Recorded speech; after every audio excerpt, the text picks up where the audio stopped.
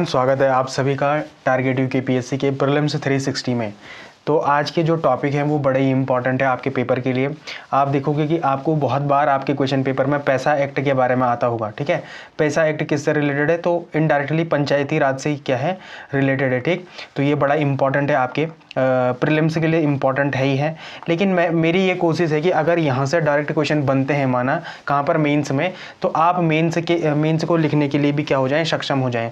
मतलब ये टॉपिक्स ऐसे नहीं है कि ये केवल प्रीलिम्स के लिए इंपॉर्टेंट है और वन लाइनर होते हैं। नहीं, आपको पता है जो इस क्लास की ड्यूरेशन होती है वो काफ़ी लंबी होती है। तो जो ये टॉपिक कंप्लीट होते हैं ना आपके, अगर प्रीलिम्स में थोड़ा सा भी टफ क्वेश्चन आता है, इवन मतलब अगर वो स्टेटमेंट वाइज क्वेश्चन पूछता है और कहीं पर आपको फंसाने की कोशिश करता है, तो आप इन क्लासों की मदद से उस क्वेश्चन को भी अच्छे से ही नस्ते नाबूद कर सकते हैं।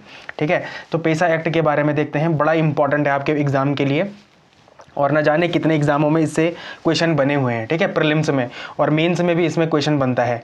फिर है वायुमंडलीय संरचना। तो आपको पता ही होगा, जैसे परसों बताया था मैंने, शोभ मंडल, समताप मंडल, मध्य मंडल, आयन मंडल और वायुमंडल।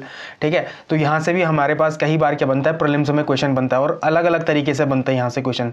ठीक है, तो इस टॉपिक को भी हम क्या कर लेंगे, पूर्ण तरीके से क्या कर लेंगे, खत्म कर लेंगे। और अगर वायुमंडलीय संरचना के बारे में मेंस में क्वेश्चन आता है तो एक बात याद रखना कि ये ज्योग्राफी का टॉपिक है और जब भी ज्योग्राफी से क्वेश्चन आते हैं ना तो वो डायरेक्ट आते हैं। ठीक है, वो डायरेक्ट आते हैं, तो आप इससे मेंस का भी आंसर आराम से लिख लेंगे।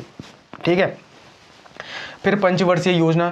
तो जो आज पंचवर्षीय योजना आप पढ़ोगे ना, आपने ना ये किसी किताब में आज से पहले पढ़ी होगी, इस बात की मैं आपको क्या 100% गारंटी देता हूँ। एक बार इस लेक्चर को पूरा करके जाना, इन सारे टॉपिक्स को करके जाना और देखना। अगर आपको ऐसा कंटेंट किसी एक किताब में मिल जाए तो फिर मुझे बताना। ठीक है, तो ये जो पंचवर्षीय योजना है ये बड़ी ही इंपॉर्टेंट है आपके प्रीलिम्स के लिए, तो है ही है। पिछले साल पीसीएस में एक क्वेश्चन आया ही था, जो अपनी पंचवर्षीय योजना 11वीं है, वहाँ से एक डायरेक्ट क्वेश्चन आया था। लेकिन मैं ये नहीं कह रहा हूं कि यहां से क्वेश्चन आएगा, मैं ये कह रहा हूं कि यहां से क्वेश्चन आता ही आता है और जब वो आता है तो इसको अच्छे से तैयार करके जाना चाहिए प्रीलिम्स के एस्पेक्ट से और मेंस के एस्पेक्ट से भी। अगर यहां पर क्रिटिकल एग्जामिन करने के लिए आता है, पंचवर्षीय योजना को क्रिटिकल एग्जामिन करो, तो वहां पर भी आप इसका आंसर आराम से लिख लेंगे। ये बड़े ही डिटेल में बनाए गए क्या है, टॉपिक्स हैं। ठीक है, फिर हमें पता है कि जो सिख धर्म है उनके 10 गुरुओं के बारे में हमारे पास क्या आता है, प्रीलिम्स का क्वेश्चन आता ही आता है, तो हम इसको भी क्या कर लेंगे, अच्छे से कर लेंगे। ठीक, तो ये वाले टॉपिक भी कर लेंगे। और एक ये 5वां टॉपिक है हमारे पास, इन्वायरमेंट के एस्पेक्ट से जितने भी मूवमेंट चलाए गए हैं, जितने भी आंदोलन चलाए गए हैं, उसको भी हम क्या कर लेंगे, आज समाप्त कर लेंगे। ये इन्वायरमेंट साइंस का क्वेश्चन बनेगा। ठीक है, तो आप ये मत सोचना कि ये साइंस से रिलेटेड नहीं है, इनडायरेक्टली ये साइंस से रिलेटेड है। तो यहाँ पर भी हम इस टॉपिक को क्या कर लेंगे, अच्छे से खत्म कर लेंगे। फिर जो लास्ट टॉपिक है ये उत्तराखंड से रिलेटेड है, लेकिन ऐसा नहीं है कि केवल उत्तराखंड से रिलेटेड है। मतलब यहाँ पर ये नहीं होगा कि मैं उत्तराखंड के आपको नेशनल पार्क बता के चला जाऊंगा। मैं आपको ये नहीं बताऊंगा कि, मतलब मैं ये तो बताऊंगा कि कौन कौन से नेशनल पार्क हैं, क्या क्या हैं, कब इनकी स्थापना हुई थी, इनका क्रोनोलॉजिकल ऑर्डर क्या है ना, ये बढ़ते हुए क्रम में क्या है, इनका जो एरिया क्या है, वो तो एक सामान्य सा नॉलेज है, वो आप परीक्षावाणी से भी पढ़ सकते हैं, ये कोई बहुत बड़ी चीज़ नहीं है। लेकिन राष्ट्रीय उद्यान होते क्या हैं, कौन से एक्ट के अंतर्गत राष्ट्रीय उद्यानों को बनाया गया था, वर्तमान में भारत में कितने क्या राष्ट्रीय उद्यान है, ये सारी डिटेल हम इसमें कर लेंगे। मतलब अगर आपने ये राष्ट्रीय उद्यान वाला टॉपिक यहाँ पढ़ लिया तो आपको फिर से कहीं पर कोई किताब खोलने की जरूरत नहीं पड़ेगी। मैं आप सबको एक बात और भी बताना चाहूँगा, वो व्यक्ति यहाँ पर इस लेक्चर को यहीं पर छोड़ दे जिसके अंदर थोड़ा सा भी पेशेंस नहीं है। ठीक है, मैं बाद में ये कमेंट किसी के द्वारा नहीं चाहता कि वो सीधे मुझे ये बताए कि सर डायरेक्ट पढ़ा दिया करो और ख़त्म कर दिया करो, सीधे क्वेश्चन बताया करो। ठीक है, तो मैं ऐसे लोगों को चाहता भी नहीं हूँ और वो इस वीडियो को यहीं पर ही स्किप करके जा सकते हैं। ठीक है, जिन्हें डिटेल में पढ़ना है, जो चाहते हैं कि उनके कॉन्सेप्ट क्लियर हों। ठीक है, सबसे इंपॉर्टेंट है कॉन्सेप्ट क्लियर करना। जब आप मेंस में बैठोगे, प्रीलिम्स से निकाल के कर क्या लोगे बताओ? ठीक है, प्रीलिम से निकालोगे फिर 0 पे आ जाओगे, क्योंकि मेंस में फिर फेल हो जाओगे, है ना। तो अगर आप चाहते हो कि एक बार में ही आपको यहाँ से और इंटरव्यू तक के लिए सब चीज़ें याद रहें, ठीक है, तो आप क्या करो, तभी इस लेक्चर को देखो, तभी आप क्या, मैं तो ये कहूँगा कि पूरे टारगेट यूकेपीएससी से तभी आप जुड़ो। क्योंकि चाहे आप डीएनए की बात करो, डेली न्यूज़ एनालिसिस की बात करो, है ना, चाहे आप ये प्रीलिम्स 360 सीरीज़ की बात करो, ये ऐसी सीरीज़ नहीं है जो बिल्कुल हवे में पढ़ाई जा रही है, ऐसा बिल्कुल भी नहीं है। और देख लेना कहीं पर भी, अगर आप यूपीएससी के एस्पिरेंट भी हैं तो देख लेना कौन से टीचर आपको इतने डिटेल वे में पढ़ाते हैं और इस टाइम पर मतलब इतने वैरायटी के साथ पढ़ाते हैं। ठीक है, तो इम्पॉर्टेंट ये है। हमने अभी तक क्या क्या कवर कर लिया है। हमने अभी तक 18 टॉपिक्स क्या कर लिए हैं, कवर कर लिए हैं, ठीक है। ये 18 टॉपिक्स आपके सामने हैं।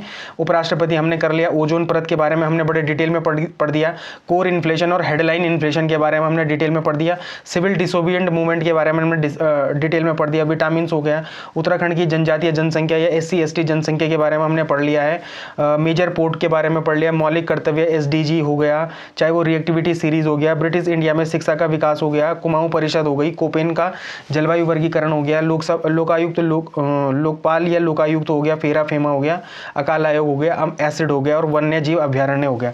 तो आज देखो ये वन्य जीव अभ्यारण्य हो गया, आज नेशनल पार्क भी हम क्या कर लेंगे, डिटेल में कवर कर लेंगे, ठीक है। नेशनल पार्क भी हम क्या कर लेंगे, डिटेल में कवर कर लेंगे। तो आज आपके कितने हो टॉपिक्स, आज के लेक्चर लगा के आपके 24 टॉपिक खत्म होने वाले हैं और 24 टॉपिक ना आपको 24 क्वेश्चन देके जाते हैं, ये बात को याद रखना। ये जो जितने भी मैं आपको क्या करा रहा हूँ, जितने भी आपको मैं ये टॉपिक पढ़ा रहा हूँ, यहाँ से क्वेश्चंस आते ही आते हैं, ठीक है। और मैं आपको गारंटी दे रहा हूँ कि अगर आप 360 करके चले गए ना तो आपको 70 के आसपास क्वेश्चन सीधे इसी सीरीज से मिल जाएंगे, अगर ये 2 महीने तक कंटिन्यू चली तो, ठीक है। अब ये चलेगी कब, जब आप मेरा पूर्ण तरीके से सपोर्ट करोगे, ठीक है। एक तो ये बीच बीच में मत लिखो कि सीधे करा के चले जाया करो, ठीक है। मुझे ये पसंद नहीं है, क्योंकि मैं खुद चाहता हूं कि अगर मेरे कॉन्सेप्ट क्लियर है तो जो यहां से पढ़ रहे हैं उनके कॉन्सेप्ट भी क्या हो, क्लियर हो। मैं इस सीरीज के प्रति या इस यूट्यूब के चैनल के प्रति पूर्ण तरीके से समर्पित हूं, मतलब मन से हूं। मेरा ये बिल्कुल भी मोटिव नहीं है कि वो हल कटाई की बात करते हैं जिससे कि बिल्कुल खत्म कर दो, पढ़ाओ और खत्म करो चीज़ों को, ऐसा नहीं है। मैं बड़े इमोशनल तरीके से आपसे जुड़ने की कोशिश कर रहा हूँ। थोड़ा सा आपका सहयोग चाहिए मुझे, और थोड़ा सा मतलब ये सहयोग भी चाहिए कि थोड़ा शेयर करें, ठीक है, ताकि मैं मोटिवेट रहूं आपके लिए ये सब चीज़ें बनाने के लिए, ठीक। तो आप कहाँ पर मेरे से प्रत्यक्ष तौर पे जुड़ सकते हैं, तो आप target UKPSC YouTube Telegram channel को क्या कर सकते हैं, सर्च कर सकते हैं, या आप ये बारकोड स्कैन करके भी कहाँ पर पहुँच सकते हैं, डायरेक्ट चैनल पर पहुँच सकते हैं। यहाँ से आप मेरे को डायरेक्ट ही मैसेज कर सकते हैं। अगर मैं कोई मेंस का क्वेश्चन, जैसे मैंने कल DNA में 2 मेंस के क्वेश्चन दिए थे, ठीक है, 2-3 लोगों ने मुझे उसके आंसर भी चेक कराए, तो मैं आपको कहूँगा कि जो आंसर राइटिंग कर रहे हैं वो लगातार करते रहें, ठीक है। इन्फोग्राफी भी मैंने भेजना शुरू कर दिया है, 100 से ज़्यादा मेंबर हो चुके हैं।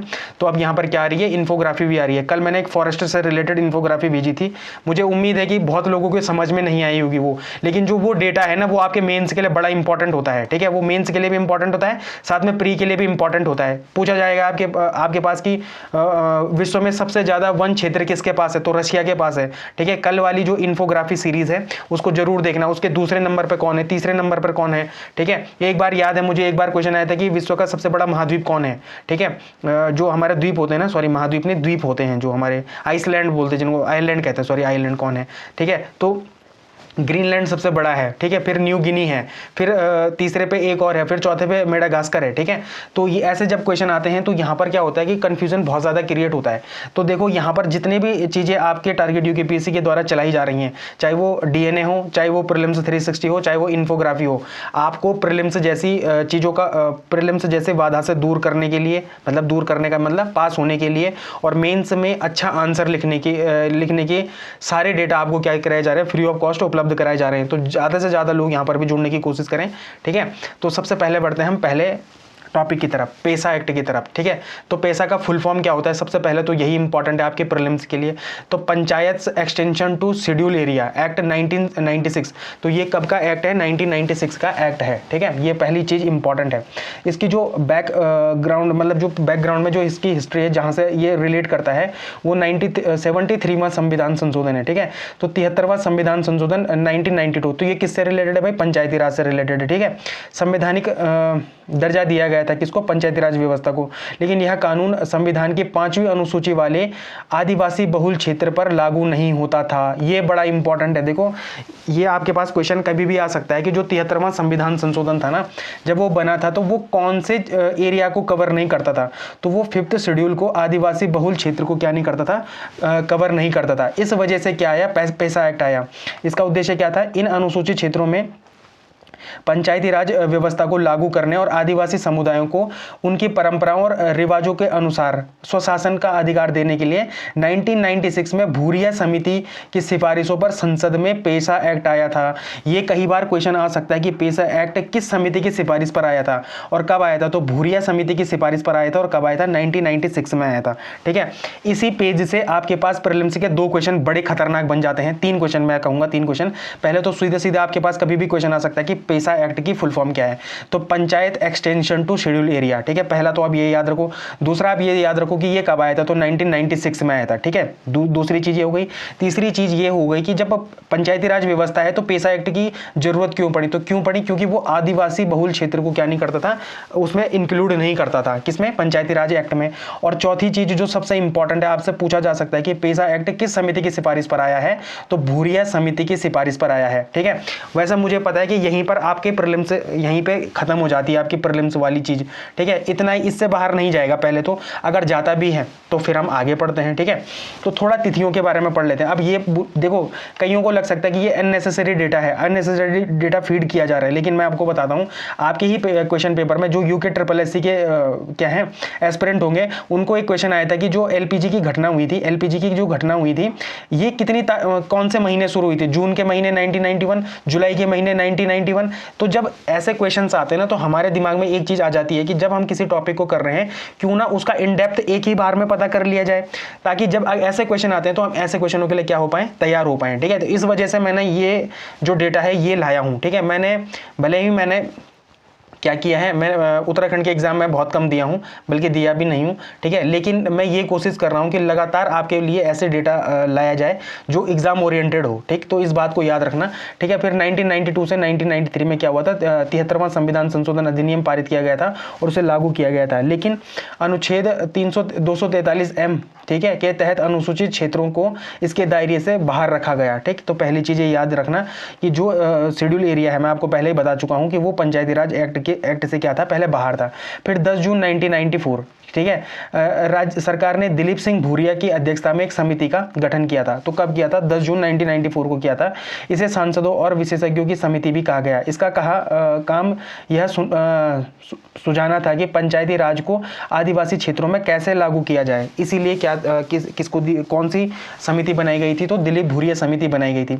17 जनवरी 1995 को भूरिया समिति ने अपनी रिपोर्ट सौंपी थी। ठीक है, फिर दिसंबर 1996 में संसद के दोनों सदनों में विधेयक पास हुआ। देखो, इतना डिटेल में याद रखने की जरूरत है नहीं। ठीक, जैसे ये 2 डेटा है, ये तो याद रखने की जरूरत नहीं है। आपको ये तो पता ही चल गया कि पेशा एक्ट क्यों आया था, है ना। पेशा एक्ट क्यों आया, क्योंकि जो 73वां संविधान संशोधन था वो अपने अंदर में क्या नहीं रखता था, शेड्यूल एरिया को इंक्लूड नहीं करता था, इसलिए पेशा एक्ट आया था। लेकिन आप इस डेट को याद रखना। ठीक है, ये डेट आपके पास में आ सकती है कि 24 दिसंबर 1996 से सबसे इंपॉर्टेंट क्या है, ये तारीख है, राष्ट्रपति ने इस विधेयक पर हस्ताक्षर किए और यह कानून बन गया। तो पेशा एक्ट कब लागू हुआ, मतलब कानून कब बना था, तो 24 दिसंबर को बना था। इस बात को याद रखना। ठीक है, इस बात को याद रखना कि 24 दिसंबर 1996 में क्या आया था, पेशा एक्ट लागू हुआ था, ये कानून बन गया था इस दिन। ठीक है, ये विधेयक पर हस्ताक्षर कर दिए गए थे।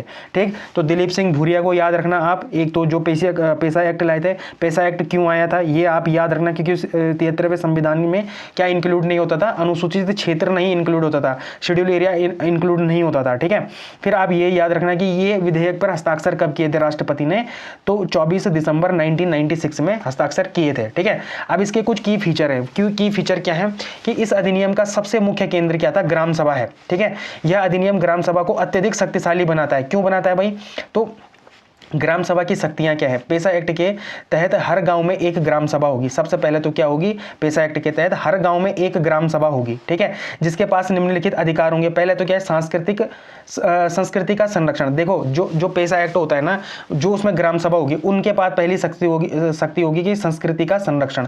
ठीक है, ग्राम सभा के लोग अपनी परंपराओं, रीति रिवाजों, सांस्कृतिक पहचान को सुरक्षित रखने के लिए सक्षम होंगे, मतलब इनमें इंटरफियर नहीं करा जाएगा।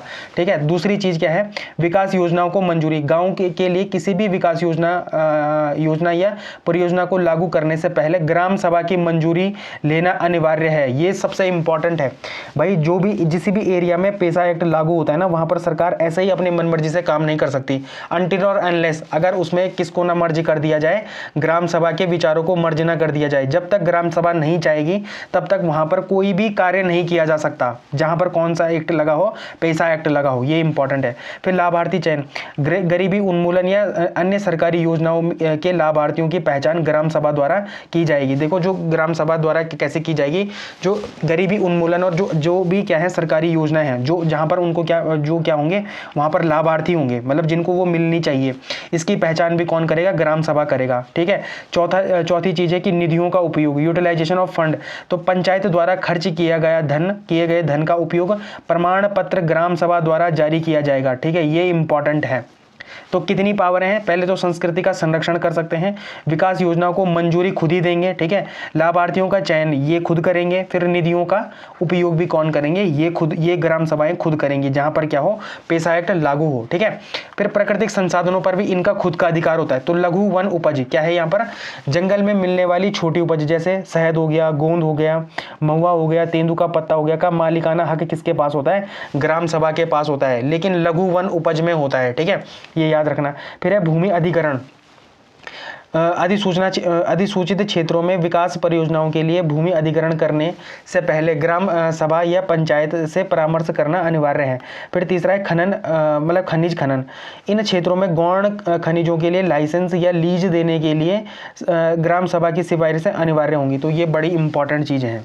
ठीक है, ये क्या है, इंपॉर्टेंट चीज है। तो प्राकृतिक संसाधनों पर भी किसका अधिकार होता है, ग्राम सभा का अधिकार होता है। और ग्राम सभा की अपनी भी हमने 4 शक्तियां ही पढ़ ली हैं। फिर कुछ अन्य महत्वपूर्ण अधिकार भी, जैसे शराबबंदी, ग्राम सभा के पास शराब की बिक्री और खपत को प्रतिबंध या विनियमित करने का अधिकार है। ये इंपॉर्टेंट है।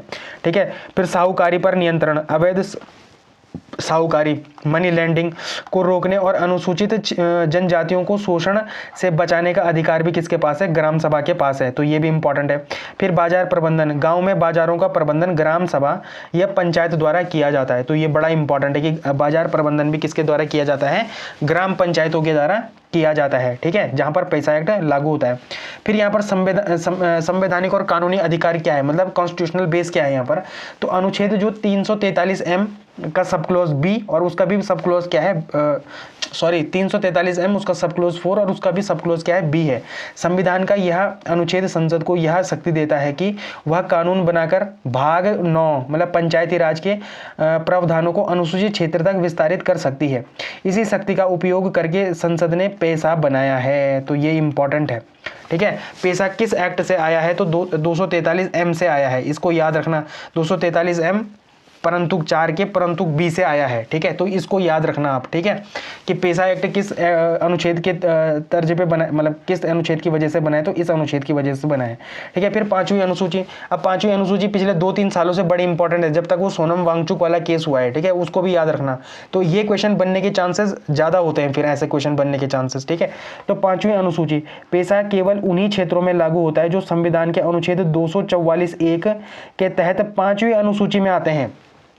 ठीक है, तो वो भी शेड्यूल 5 की बात कर रहा था ना सोनम वांगचुक। तो इस बात को याद रखना कि वो क्यों कर रहा था, क्योंकि वहां पर क्या हो रहा था, अवैध खनन हो रहा था। तो वो सब चीजें रोकी किससे जा सकती हैं, अनुसूची 5 से ही रोकी जा सकती हैं। ठीक है, तो ये इंपॉर्टेंट है।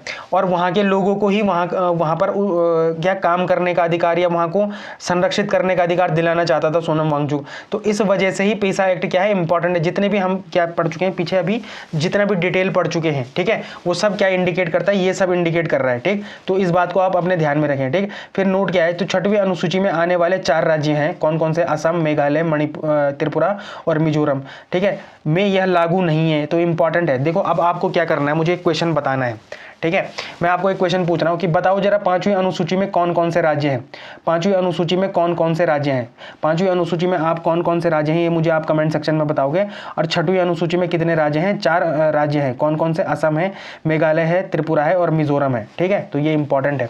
अब आरक्षण की व्यवस्था क्या है यहाँ पर, रिजर्वेशन। तो पेसा एक्ट के तहत अनुसूचित क्षेत्रों की पंचायतों में आरक्षण के कड़े नियम है। क्या नियम है भाई, पहले पंचायतों में सीटों का आरक्षण समुदाय की जनसंख्या के अनुपात में होगा। क्या होगा, देखो ये चीजें इंपॉर्टेंट है ये स्टेटमेंट वाले जो क्वेश्चन आते हैं ना, स्टेटमेंट वाले क्वेश्चन वहाँ के लिए इंपॉर्टेंट है। और यूपीएससी ने यहाँ से क्वेश्चन पूछे हैं, यहाँ से यूपीएससी ने बहुत बहुत भर के क्वेश्चन पूछे हैं। लेकिन जो यूपीएससी के क्वेश्चन होते हैं वो ईजी वाले होते हैं यहाँ पर, लेकिन जो वो ईजी होते हैं ना, ये जब स्टेट पीसीएस में आएंगे तो वो क्या हो जाते हैं, ये टफ हो जाते हैं, क्योंकि यहाँ पर कोई डिटेल पढ़ता नहीं है। इस बात को याद रखना। तो आप स्टेटमेंट वाइज चीज़ों को याद कर लो। और मेरा ये सीरीज़ बनाने का एक ही उद्देश्य है कि हम क्या करें, देखो बेसिक चीज़ें हम तो पढ़ेंगे ही पढ़ेंगे, वो तो छूटेंगी नहीं, लेकिन हम कोशिश ये करेंगे कि हम एग्ज़ाम से अभी एक स्टेप आगे पढ़ते हैं, ठीक है। अगर कहीं पर वो क्वेश्चन आ जाते हैं तो वो आपसे छूटे नहीं। अगले दिन मैं ये नहीं चाहता, अगर मैं तो यही चाहता हूँ कि अगर यहाँ से 60 दिन भी ये सीरीज़ आती है, मतलब 60 दिन भी ये सीरीज़ आती है और 60 दिन में 6 टॉपिक होते हैं, तो 360 टॉपिक अगर हम कंप्लीट कर जाते हैं, मतलब इसीलिए इसका प्रीलिम्स 360 रखा गया है कि मैं इसके 60 एपिसोड मतलब 60 पार्ट लाना चाहता हूँ, ठीक है। और ये टोटल कितने क्वेश्चन हो जाएंगे, 360 क्वेश्चन हो जाएंगे, ठीक है। तो मैं ये चाहता हूँ कि इन 360 टॉपिक्स में से यार 100 टॉपिक, जब हम बिल्कुल एग्जाम को टारगेट कर रहे हैं तो क्या ये 100 टॉपिक कंप्लीट नहीं कर सकता। और ये भी मैं मान के चल रहा हूँ कि देखना इस बार जितना भी डीएनए कर रहा हूँ और जो ये सीरीज ला रहा हूँ, तो मुझे लगता है कि 90% पेपर आने के चांसेस इन 2 क्लासेस में दम है कि 90% क्वेश्चन यहीं से आ जाएं, ठीक है। बचा सी सेट, तो सी सेट भी मैं शुरू कर दूंगा, पर लोगों का थोड़ा इंटरेस्ट आए, ठीक है। चलो मैं आपको आज एक चीज़ बता देता हूँ। जिस दिन इस चैनल पे 1000 लोग हो गए, ठीक है, जिस दिन इस चैनल पे 1000 लोग हो गए, उस दिन से मैं सी सेट भी शुरू कर दूंगा, चाहे मैं फिर रात को सोऊं ही ना, ठीक है। मैं यही कह सकता हूं कि चाहे फिर रात को सोया ही ना जाए, पर यहाँ पर सी सेट शुरू हो जाएगा जिस दिन यहाँ पर कितने लोग हो जाए, 1000 लोग हो जाएं, ठीक है। तब मेरे को ऐसा लगता है कि कहीं ना कहीं पेपर पूरे रेंज में बन सकता है, ठीक है। ये जो भी अब एग्जाम आएंगे अपने, वो पूरे रेंज में हो सकते हैं हमारे, वो इसी वजह से हो सकते हैं क्योंकि मैं 360 टॉपिक यहाँ पर जीएस के कंप्लीट कराना चाहता हूँ, जो सीधे सीधे टारगेट किसको करता है, प्रीलिम्स को टारगेट करता है, ठीक है। फिर मेंस में भी कर लेंगे आगे, कुछ अच्छा सा कुछ सोचा है मैंने उसके लिए भी। और सी सेट की जहाँ तक बात रही, तो मैं यही चाहता हूँ कि सी सेट भी शुरू करा जाए, पर जिस दिन इस पर कितने हो जाए, 1000 सब्सक्राइबर हो जाएं इस चैनल पे, उस दिन हम सी सेट भी क्या कर लेंगे, शुरू कर लेंगे। तो ये जो जितने भी टॉपिक है ना, ये एग्जाम से एक स्टेप आगे हैं, इस बात को याद रखना। और थोड़ा आप मेरे साथ कॉम्प्रोमाइज़ करो, ठीक है। कॉम्प्रोमाइज़ मतलब मेरे साथ मिलजुल के चलो, हम इस बार बहुत अच्छा परिणाम लाएंगे, ठीक है। मेरे जो मैं यहाँ पर 5-5 घंटे वो कर रहा हूँ ना मेहनत, ये इसलिए नहीं कर रहा हूँ कि ये मेरे लिए फ़ायदेमंद हो जाए, मैं ये भी इसकी कोशिश इसलिए कर रहा हूँ ताकि आपको भी उतना ही फ़ायदा मिले, ठीक है। कई लोगों का अभी तक प्रीलिम्स नहीं निकल रहा होगा, ठीक है, कई लोगों का मेंस नहीं निकल रहा होगा, तो मैं चाहता हूँ कि इस बार ज़्यादा से ज़्यादा लोग, जितने भी लोग इससे जुड़े, उनका क्या निकले, प्री भी निकले, मेंस भी निकले। तो अब आगे बढ़ते हैं, ठीक है। ज़्यादा ज्ञान नहीं देता हूँ मैं आपको, आप ज्ञानी पहले ही हैं। तो यहाँ पर क्या है, पंचायतों सीटों का आरक्षण समुदाय की जनसंख्या के अनुपात में होगा, ठीक है। हालांकि यहाँ पर क्या बोला गया है, अनुसूचित जनजातियों के लिए आरक्षण कुल सीटों का 50% से कम नहीं होना चाहिए। इस बात को याद रखना कि अनुसूचित जाति के लिए आरक्षण कुल सीटों का कितना नहीं होना चाहिए, 50% से कम नहीं होना चाहिए। इंपॉर्टेंट है ये। पंचायतों के सभी स्तरों, जैसे हो गया ग्राम, हो गया ब्लॉक, हो गया जिला, पर अध्यक्ष के पद केवल अनुसूचित जाति के लिए आरक्षित होंगे। तो ये इंपॉर्टेंट है कि यहाँ पर क्या है, जो ग्राम है, जो ब्लॉक हैं और जो जिला हैं, उनके जो अध्यक्ष होते हैं ना, उनके पद केवल किसके लिए आरक्षित होंगे, तो अनुसूचित जनजाति के लिए होंगे, एसटी के लिए होंगे, शेड्यूल्ड ट्राइब के लिए होंगे। तो ये इंपॉर्टेंट चीज़ें हैं, इनको आप राइट डाउन करके लिख लो, ठीक है। ये कभी भी आपके पेपर में आ सकती हैं, ठीक है। फिर राज्यपाल की भूमिका और शक्तियाँ क्या है, तो वार्षिक रिपोर्ट, राज्यपाल को हर साल राष्ट्रपति को एक रिपोर्ट भेजनी होती है कि राज्य में पेशा और अनुसूचित क्षेत्रों का प्रशासन कैसा चल रहा है, ठीक है। तो ये इंपॉर्टेंट है। दूसरा है कानूनों में संशोधन, राज्यपाल के पास यह शक्ति है कि 5वीं अनुसूची के तहत कि वह निर्देश दे सकता है कि संसद या विधानसभा का कोई विशेष कानून अनुसूचित क्षेत्र में लागू होगा या नहीं, या फिर वह कुछ बदलाव के साथ लागू होगा। तो ये भी क्या कर सकता है, राज्यपाल करता है। मतलब वहाँ पर जो कानून बनाने की बात है, वो उसके साथ किसके साथ, संसदीय विधान सभाओं का कुल जो कोई भी विशेष कानून बनता है, तो वो यहाँ पर ये डिफाइन करता है कि इसमें मॉडिफिकेशन करने की बात है या नहीं है, मतलब ज़रूरत है या नहीं है, ठीक है। तो ये भी इंपॉर्टेंट है। फिर शांति और सुशासन, तो राज्यपाल अनुसूचित क्षेत्रों की शांति और अच्छी सरकार के लिए नियम बना सकते हैं। तो राज्यपाल की बड़ी भूमिका है पेशा एक्ट में, ठीक है। तो ये इंपॉर्टेंट है। फिर किन राज्यों में लागू है पेशा एक्ट, तो वर्तमान समय में 10 राज्यों में क्या है, पेशा एक्ट लागू है। जहाँ संविधान की 5वीं अनुसूची के तहत अनुसूचित क्षेत्र मौजूद है, जैसे आंध्र प्रदेश हो गया, छत्तीसगढ़ हो गया, गुजरात हो गया, हिमाचल प्रदेश हो गया, झारखंड हो गया, मध्य प्रदेश हो गया, महाराष्ट्र हो गया, उड़ीसा हो गया, राजस्थान हो गया और तेलंगाना हो गया। तो ये जो 10 राज्य हैं यहाँ पर क्या है, पेसा अधिनियम क्या है, लागू है। तो ये इंपॉर्टेंट है, ठीक है। फिर इसकी जो सिग्निफिकेंस है, जो महत्व है वो क्या है, पहले ये क्या था, यह अधिनियम ऊपर से नीचे की बजाय नीचे से ऊपर से नीचे के बजाय नीचे से ऊपर के शासन मॉडल को बढ़ावा देता है। तो एक बात याद रखना, जो हमारी योजना थी ना, योजना आयोग था, जो हमारा योजना आयोग था और जो हमारा फिर बाद में क्या बना, नीति आयोग बना, ठीक है, जो बाद में क्या बना, नीति आयोग बना। तो जो ये योजना आयोग था ना, ये भी टॉप टू बॉटम था। ये क्या था, टॉप टू बॉटम था। मतलब यहाँ पर क्या होती थी, ऊपर योजनाएं बनती थी और वो कहाँ तक जाती थी, नीचे तक जाती थी। लेकिन जो नीति आयोग है वो क्या है, बॉटम टू टॉप, वो क्या है, बॉटम टू टॉप है, ठीक है। वहाँ पर भी यही है कि वो क्या करते हैं, पहले जो जमीनी स्तर की क्या है समस्या है वो धीरे धीरे ऊपर जाती है, फिर उसके बारे में विचार विमर्श किया जाता है, फिर वहाँ पर एक क्या बनती है, एक योजना बनती है, फिर वो क्या होती है, लागू होती है। तो वही है। तो यहाँ पर पेसा एक्ट में भी याद रखना कि इसको नीति आयोग से रिलेट कर दो कि यहाँ पर जितने भी अधिनियम बनते हैं वो नीचे से ऊपर के लिए बनते हैं, ऊपर से नीचे के लिए नहीं बनते, ठीक है, नीचे से ऊपर के लिए बनते हैं। ये मैं बार बार दोहरा रहा हूँ, कभी भी क्वेश्चन स्टेटमेंट वाइज क्वेश्चन कभी भी आपके पास आ सकते हैं, ठीक है। यह आदिवासी जनसंख्या को जंगल और जमीन पर उनका अधिकार वापस दिलाता है। देखो ये भी इंपॉर्टेंट है। ये आदिवासी क्षेत्र को क्या करता है, आदिवासी जनसंख्या को जंगल और जमीन पर क्या करता है, उनका अधिकार वापस दिलाता है, इंपॉर्टेंट है। यह आदिवासी अलगाव की भावना को कम करने और उनमें मुख्य धारा से लोकतंत्र में जुड़ने में मदद करता है। तो पेसा एक्ट देखो, जैसे आप नॉर्थ ईस्ट स्टेट में सुनते रहे होंगे, इंसर्जेंसी कितनी ज़्यादा होती थी, ठीक है। अब वहाँ के लोग जैसे असम में है, असम में जो अलगाववादी थे ना, वो धीरे धीरे क्या हो रहे हैं, मुख्य धारा से जुड़ रहे हैं, लोकतंत्र से जुड़ रहे हैं, आत्मसमर्पण करते हैं वो लोग, ठीक है। तो वो क्यों करते हैं, वो पेसा का ही एक काम है, वो क्या है, पेसा का ही एक काम है, ठीक है। तो ये इंपॉर्टेंट है। तो पेसा एक्ट क्या है, बड़ा इंपॉर्टेंट है। इसमें वर्तमान में क्या चुनौतियां हैं, तो रूल बनाने में देरी। तो पेसा एक केंद्रीय कानून है, क्या है, एक केंद्रीय कानून है, लेकिन इसे जमीनी स्तर पर लागू करने के लिए राज्य सरकारों को अपने स्वयं के पेसा नियम बनाने होते हैं। तो ये भी इंपॉर्टेंट है, ठीक है। हैरानी की बात यह है कि कानून बनने के 25 साल बाद भी कई राज्यों ने अपने नियम नहीं बनाए थे। हाल ही में जो 2022-23 के आसपास क्या हुआ है कि मध्य प्रदेश और छत्तीसगढ़ ने अपने पेसा नियम लागू किए, जो चर्चाओं में थे, इसलिए भी इंपॉर्टेंट है। तो छत्तीसगढ़ और दूसरा क्या बोला, मध्य प्रदेश, तो ये अभी जुड़े हैं। इससे पहले 8 राज्य थे इसमें, ठीक है, इससे पहले 8 राज्य थे, अब वर्तमान में 10 राज्य हो गए, क्योंकि छत्तीसगढ़ और मध्य प्रदेश में 22-23 में जुड़े हुए हैं, ठीक है। तो ये इंपॉर्टेंट है।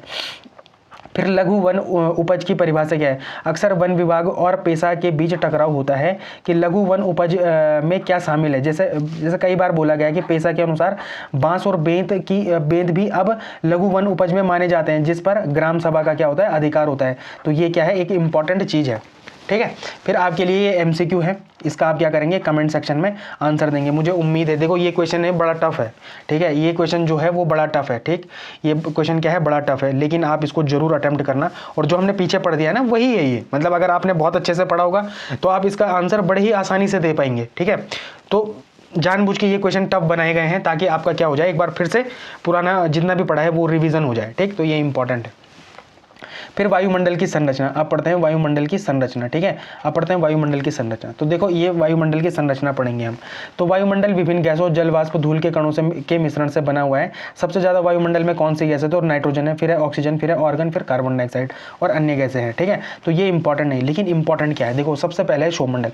अब मैं आपको एक चीज बताता हूँ, ठीक है, मैं एक यूपी पीसीएस का पेपर देख रहा था, है ना, पीसीएस का पेपर देख रखा था, ठीक है, और मैं उसमें क्या याद करके गया था, इनके हिंदी नाम, शोभ मंडल, समताप मंडल, मध्य मंडल, आयन मंडल और बाह्य मंडल, ठीक है, मैं ऐसा याद करके गया था। लेकिन वहां पर क्वेश्चन कैसा आ गया, जैसे ट्रोपोस्फीयर है तो इसको ना देवनागरी में ही लिख दिया, ट्रोपोस्फीयर, ठीक है। तो मेरी आपसे पहली गुजारिश ये है कि इसको केवल इंग्लिश नामों के साथ ही याद किया जाए, ठीक है। इसको कैसे याद किया जाए, केवल इंग्लिश नामों के साथ ही याद किया जाए।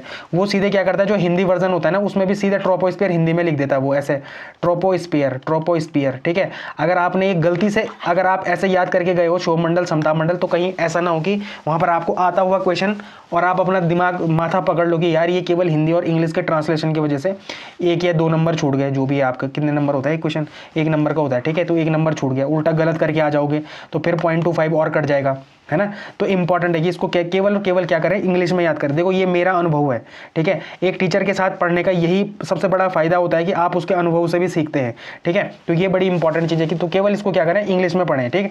यह वायुमंडल का संस्तर मतलब लेयर है जो मानव जीवन के लिए सबसे महत्वपूर्ण है। तो जो ये ट्रोपोस्फियर है, ये वाला ट्रोपोस्फियर है, ठीक है, इंपॉर्टेंट है ये। सबसे पहले ये आता है ट्रोपोस्फियर, क्षोभ मंडल इसको हिंदी में कहते हैं, पर मैं कहूँगा कि केवल इसको क्या करो, इंग्लिश में याद करो, ठीक है। अब यहाँ पर थोड़ा सा इंपॉर्टेंट हो जाती है कुछ चीज़ें, मैं बताता हूँ क्या, ठीक है। यहाँ पर सबसे पहले ऊंचाई देखते हैं। तो इसकी औसत ऊंचाई 13 किलोमीटर है और ध्रुवों पर यह 8 किलोमीटर और विषुवत रेखा पर यह 18 किलोमीटर तक है। देखो होता क्या है, माना जैसे अपनी पृथ्वी की सतह है, ठीक है, ये पृथ्वी की सतह है, ठीक है, माना ये पृथ्वी की सतह है। तो ये जो वो बनता है ना, ये जो बनाए रखे हैं वो कुछ ऐसा बना रखे हैं। अरे थोड़ा सा ये मेरी ड्राइंग भी जरा माशाल्लाह है ना। तो जो ये बना रखा है वो ऐसा बना रखा है, ठीक है। ये क्या है, पहला स्तर है, ठीक है, पहला स्तर है। अब देखो ये ध्रुवों पे इसकी दूरी इससे कम है, इससे इसकी दूरी कम है। यहाँ पर क्या है, ध्रुवों में कम है ना, ध्रुवों में कम है, इसीलिए यहाँ पर 8 किलोमीटर है।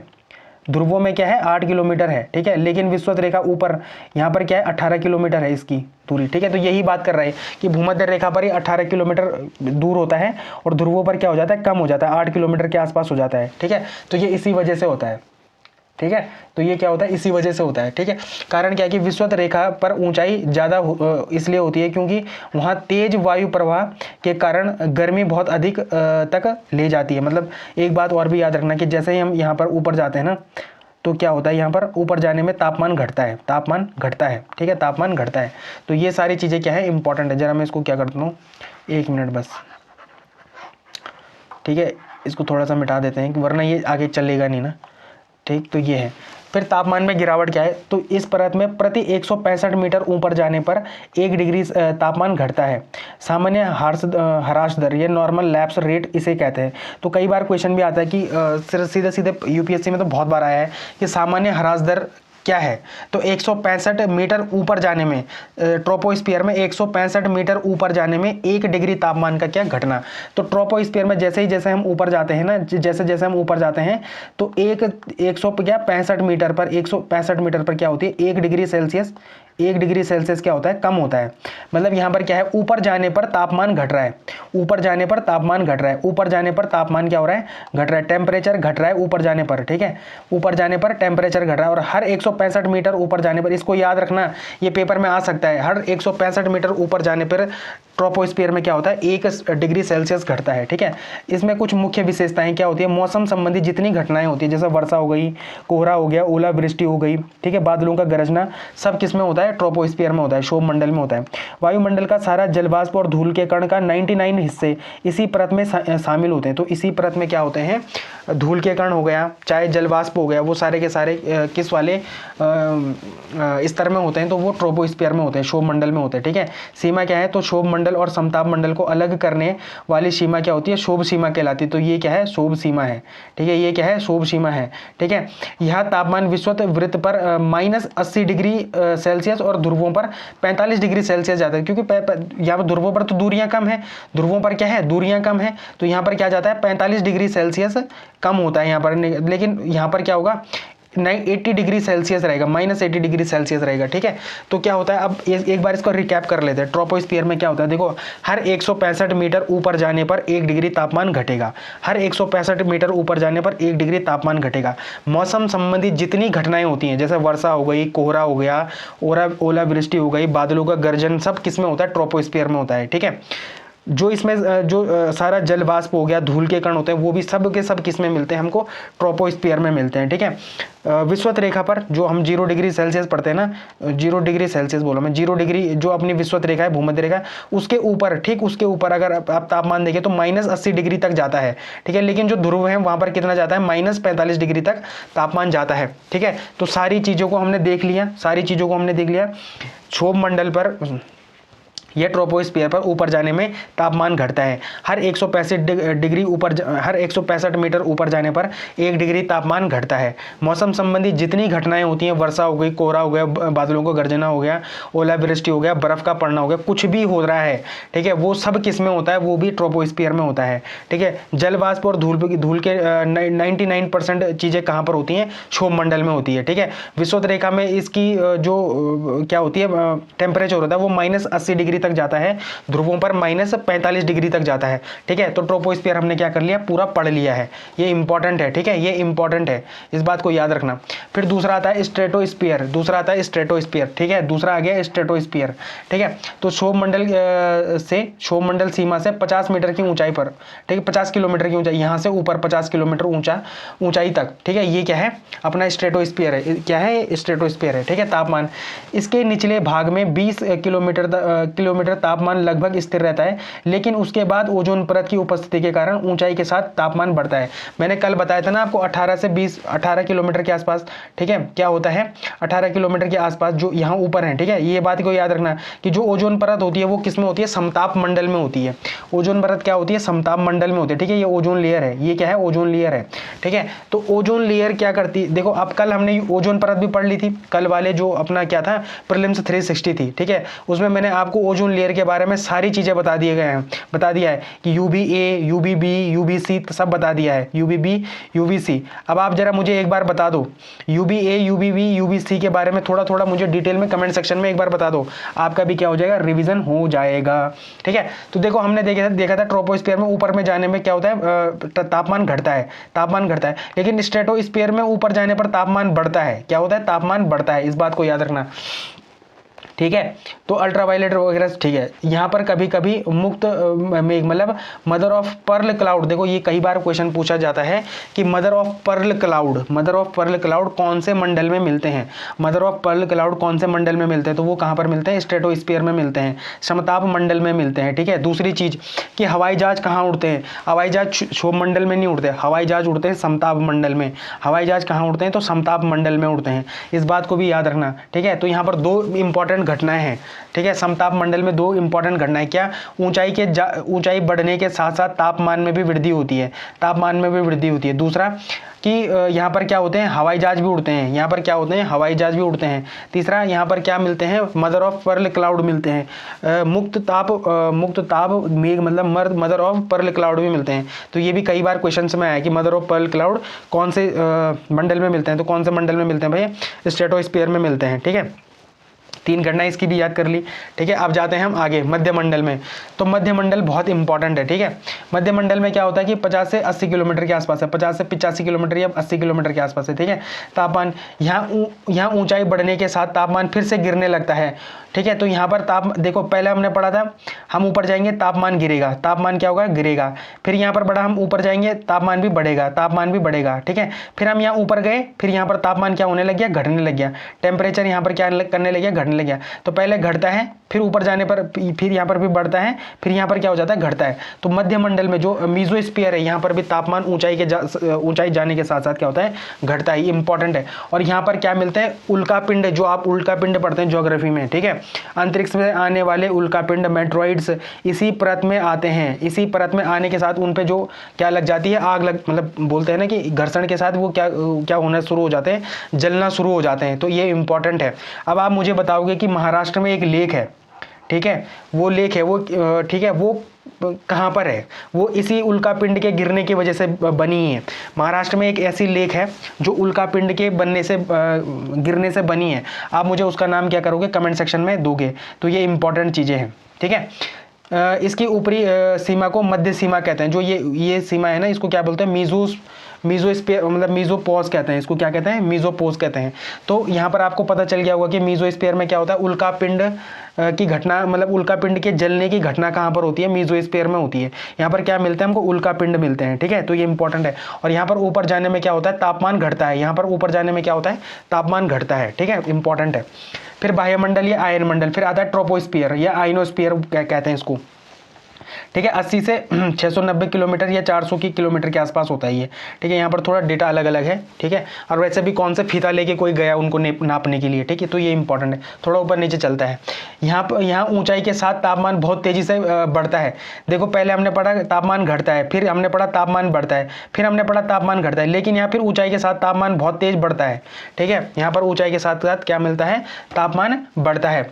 इसमें क्या इंपॉर्टेंट है, तो भाई इसमें विद्युत आवेशित कण होते हैं इस ट्रोपोस्फियर में। ठीक है, आइनोस्फीयर बोलो या ट्रोपोस्फियर बोलो, ठीक है, एक ही बात है। इसके दो नाम है, ठीक है, आयन मंडल भी कहते हैं, बाह्य मंडल भी कहते हैं, आयनोस्फीयर भी कहते हैं और थर्मोस्फीयर भी कहते हैं इसको, ट्रोपोस्फीयर नहीं थर्मोस्फीयर कहते हैं इसको, ठीक है। सॉरी यहाँ पर गलत लिखा है, ये होते हैं थर्मोस्फीयर, इसने गलत लिख दिया यहाँ पर ट्रोपोस्फीयर, ये होती है थर्मोस्फीयर, ठीक है। यहाँ पर क्या होता है कि इसमें विद्युत आवेशित कण होते हैं जिन्हें आयन्स कहते हैं, ठीक है। इनमें क्या होता है, जिन्हें आयन कहते हैं। जो रेडियो वेव होती है ना, जो हम नीचे से रेडियो संचार करते हैं, वो इसी उसमें करते हैं, ठीक है। इसमें 3-4 परतें होती हैं, 3-4 परतें होती हैं, जैसे DEFG लेयर होती हैं, और उन्हीं से टकर के क्या होता है, नीचे से हम कुछ भेजते हैं, उन्हीं से टकर के वो हमारे पास आती हैं, ठीक है। तो वो जितने भी हमारे सैटेलाइट्स वगैरह होते हैं, ठीक है, जो हमारे जनसंचार सैटेलाइट्स वगैरह होती हैं, वो कहाँ पर वो रहते हैं, तो वो हमेशा कहाँ पर रहते हैं, थर्मोस्फीयर में रहते हैं, ठीक है। क्यों रहते हैं वो थर्मोस्फीयर पे, क्योंकि वहाँ पर क्या होती है, ये लेयरिंग होती हैं, ठीक है, वो क्या होती है, वहाँ पर लेयरिंग होती है, इसलिए जो रेडियो तरंग वापस टकराकर कहाँ पर आ जाती है, हमारे पास आ जाती है। ये संचार वाली लेयर बड़ी इंपॉर्टेंट है हमारे लिए, तो ये भी क्या है, इंपॉर्टेंट है। फिर जो लास्ट में है, ठीक है, जो लास्ट में वो एक्सोस्फीयर होती है, जो हमारे बाकी की घटनाएं होती है ना, जैसे जो चीज़ें होती है वो एक्सोस्फीयर में होती हैं, ठीक है। तो एक्सोस्फीयर इतना इंपॉर्टेंट नहीं है जितना स्फीयर ट्रोपोस्फीयर यहाँ पर तक है, थर्मोस्फीयर तक है, ठीक है। तो ट्रोपोस्फीयर आपने पढ़ लिया, फिर स्ट्रेटोस्फीयर पढ़ लिया, मेसोस्फीयर पढ़ लिया, फिर थर्मोस्फीयर है, ये इसका नाम क्या है, थर्मोस्फीयर है। और थर्मोस्फीयर में ही क्या मिलते हैं भैया हमको, तो हमको जो सैटेलाइट वगैरह मिलती हैं वो वहीं पे मिलती हैं। तो ये सारी चीज़ें इंपॉर्टेंट है, लेकिन आपने ये कभी नहीं पढ़ा होगा, ठीक है। जिसने ये पिछले वाला पढ़ा होगा पर उसने ये वाला कभी नहीं पढ़ा होगा कि वायुमंडल को रासायनिक संरचना के आधार पर 2 भागों में बांटा गया है।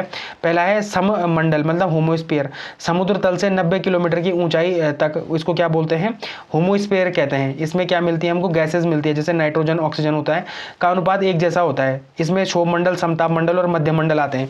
तो जो होमोस्फीयर होता है इसमें 3 मंडल आते हैं। ये जो तीनों मंडल है ना, ये क्या है, होमोस्फीयर है, ये क्या है, होमोस्फीयर है। और हेट्रोस्फीयर क्या है, 90 किलोमीटर से ऊपर, ये 90 किलोमीटर से ऊपर जितने भी क्या है स्फीयर है, वो क्या है, हेट्रोस्फीयर है। यहाँ गैस अलग अलग परतों में पाई जाती है और इसका अनुपात क्या है, बदलता है। तो इंपॉर्टेंट है, ये जो पहले 3 स्फीयर हैं, ये जो पहले 3 स्फीयर है, ट्रोपोस्फीयर, स्ट्रेटोस्फीयर और मेसोस्फीयर, ये क्या है, होमोस्फीयर हैं। लेकिन इसके बाद जितने भी 2 ये क्या हैं, दोनों वो हैं, ठीक है, दोनों स्फीयर हैं, ये मंडल हैं, वो क्या है, हेट्रोस्फीयर है। तो शायद ये वाली अवधारणा आपने अभी तक कभी नहीं पढ़ी होगी, जहाँ तक मुझे उम्मीद है, ठीक। तो ये क्या है, आपके पास ये बहुत ही अच्छा एक क्वेश्चन है, ठीक है। अगर आपने बहुत अच्छे मन से यहाँ पर पीछे वाला टॉपिक कंप्लीट किया हो, तभी आप क्या कर सकते हैं, इसका आंसर दे सकते हैं। तो ये बड़ा इंपॉर्टेंट क्या है आपके पास, MCQ है। उम्मीद है आप इसका क्या करेंगे, जरूर आंसर देंगे, ठीक। अब बढ़ते हैं पंचवर्षीय योजनाओं पर। तो ये बड़ा इंपॉर्टेंट टॉपिक है इकोनॉमिक्स का, ठीक है। क्या है ये, इंपॉर्टेंट टॉपिक है इकोनॉमिक्स का। तो सबसे पहले देखें हम पंचवर्षीय योजना, ठीक है। तो इसकी क्या है, इसकी अवधारणा क्या है। तो पहले पंचवर्षीय योजना कब से कब तक थी, 51 से 56 तक थी। और किस चीज़ पे जोर दिया गया है, पहली पंचवर्षीय योजना में तो कृषि पर जोर दिया गया है, ये इंपॉर्टेंट है, ठीक है। तो इसकी पृष्ठभूमि क्या है, देश विभाजन और शरणार्थियों की समस्या से जूझ रहा था उस टाइम पे, और खाद्यान्न की सबसे ज़्यादा कमी थी किसमें, पहली पंचवर्षीय योजना में या स्टार्टिंग में, ठीक है। जैसे ही अपना देश क्या बना था, गणतंत्र बना था ना, जैसे ही अपना देश क्या बना था, आज़ाद हुआ था, आज़ाद होने के बाद जैसे ही अपना संविधान बना था, उसके बाद क्या शुरू कर दी गई थी, पंचवर्षीय योजनाएं शुरू कर दी गई थी। तो पहली पंचवर्षीय योजना कब से कब तक थी, तो 51 से 56 तक थी।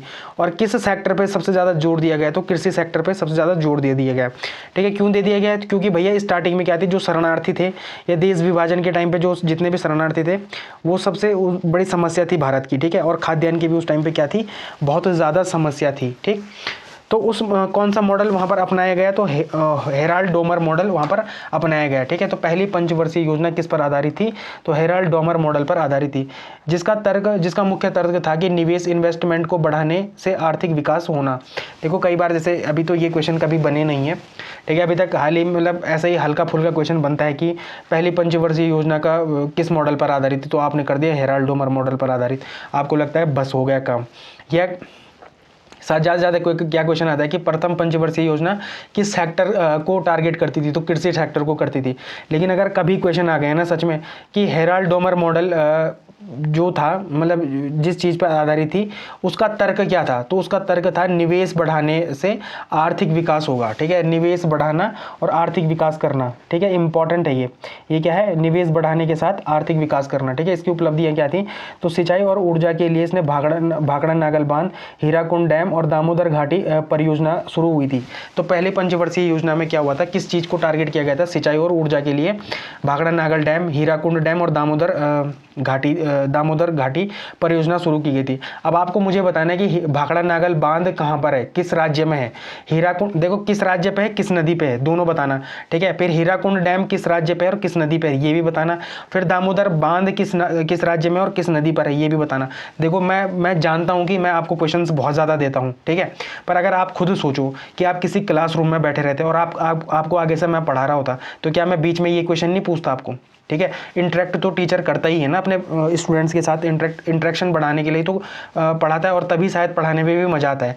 तो मुझे पूर्ण उम्मीद है आप लोग इसका जरूर ढूंढोगे, इसको आप गूगल में ढूंढो, कहीं भी ढूंढो। और अल्टीमेट क्या है यार, आपका पेपर निकलना, ठीक है। अल्टीमेट चीज़ क्या है, आपका पेपर निकलना। और आप इसको ऐसे पढ़ के चले जाओगे, पता नहीं आपने कितनी बार पंचवर्षीय योजनाएं पढ़ ली हैं, लेकिन पंचवर्षीय योजनाएं पता होता है क्या है, जब जैसे आपने ये स्किप कर दिया कि भाखड़ा नागल बांध तो बना था पहली पंचवर्षीय योजना में, और आपको पता नहीं कि कौन सी नदी पर कौन से राज्य में, और एग्जाम में क्वेश्चन आ गया कि भाखड़ा नागल बांध किस राज्य में और किस नदी पर है, और वहाँ पर आपको नहीं आया ये क्वेश्चन, ठीक है। तो फिर बताओ ऐसे पढ़ने का क्या फ़ायदा, ठीक है। तो जो मैं आपको बता रहा हूँ ना, आप इस स्ट्रैटेजी पे आंख बंद करके 6 महीने चलो, ठीक है, आंख बंद करके 6 महीने चलो, और उसके बाद देखना अगर आपको अल्टीमेट रिजल्ट नहीं मिलते तो फिर बोलना, ठीक है। और जरूर देखो कमेंट सेक्शन में आंसर दो, अपनी कॉपी में लिखो, लेकिन करो, ठीक है। और मैं तो कमेंट सेक्शन इसीलिए बोलूँगा ना यार कि मेरे पास एक ही माध्यम है आपके साथ जुड़ने का, वो कमेंट सेक्शन है। तो जरूर आंसर करो, जो पूछ रहा हूँ उसका आंसर जरूर करो, ठीक है। तो भाखड़ा नागल बांध कहाँ पर है, किस राज्य में, आपको बताना है।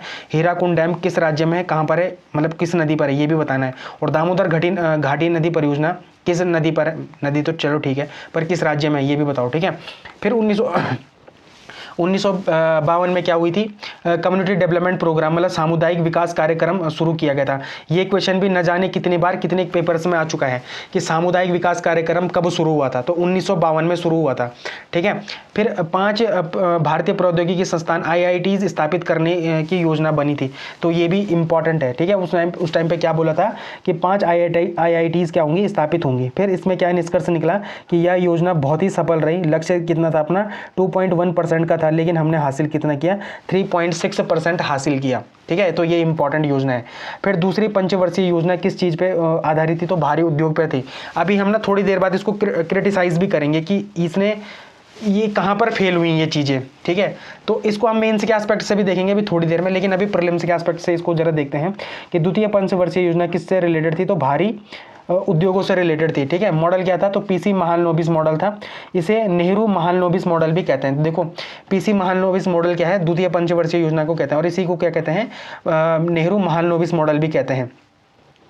हाल ही में PC महालनोबिस जी की मृत्यु हुई थी ना, मैंने DNA में पढ़ाया था जो मुझे याद है। जरा बताना मुझे कि PC महालनोबिस वो कौन से महालनोबिस थे, पश्चिमी घाट वाले महालनोबिस तो नहीं थे, यही वाले महालनोबिस हैं। जरा दोनों बताना। पश्चिमी घाट के संरक्षण के लिए भी एक कमेटी बनी थी, उसमें भी PC महालनोबिस थे, ठीक है। इसको भी याद रखना, ठीक है। अब मुझे आपको कमेंट सेक्शन, आपने मुझे बताना है कमेंट सेक्शन में, वो पश्चिमी घाट वाले संरक्षण वाले PC महालनोबिस वही हैं, मतलब यही है, ये नहीं है, ये दोनों ये अलग अलग हैं, ठीक है। तो ये कमेंट सेक्शन में जरूर बताना, ठीक। रणनीति क्या थी कि इसका उद्देश्य पूंजीगत वस्तुओं पर का आयात बढ़ाना था, ताकि भारत भविष्य में मशीनरी के लिए आयात पर निर्भर ना रहे। इंपॉर्टेंट है। और यहीं पर गड़बड़ हुई थी, यहीं पर क्या हुई थी, गड़बड़ हुई थी, ठीक है। भारत में उस टाइम पे क्या हो गई थी, कृषि की कमी हो गई थी, खाद्यान्न संकट बढ़ गया था, महंगाई बहुत ज़्यादा बढ़ गई थी, ठीक है। उसको देखेंगे हम अभी पीछे, वो बड़ा इंपॉर्टेंट है। मुख्य कार्य क्या हुए थे, भिलाई रूस की मदद से बना था, दुर्गापुर ब्रिटेन की मदद से बना था, और राउरकेला जर्मनी की मदद। ये क्वेश्चन भी आते हैं, ठीक है, मैच द फॉलोइंग में आते हैं कि भिलाई जो हम अपना इस्पात संयंत्र है वो किस देश की मदद से बना था, तो रूस की मदद से बना था। अब आपको मुझे बताना है कि भिलाई संयंत्र किस राज्य में है। दुर्गापुर ब्रिटेन की मदद से बना था, आप बताओ मुझे कि दुर्गापुर किस राज्य में है, राउरकेला किस राज्य में है, ठीक है, जर्मनी की मदद से बना था। जो 12th की NCERT है ना, वहां से ये डायरेक्ट फैक्ट है, ठीक है। जब भी आप इंडस्ट्री पढ़ते हो तो वहाँ पर ये चीज़ें आती हैं। पर मेरे को ये लगता है कि जब हम 360 पढ़ ही रहे हैं, हर एस्पेक्ट्स में जोड़ना चाह रहे हैं चीज़ों को, तो यहाँ पर इसको भी जोड़ लो आप, ठीक है। इसके लिए अलग से वो पढ़ने की ज़रूरत नहीं है।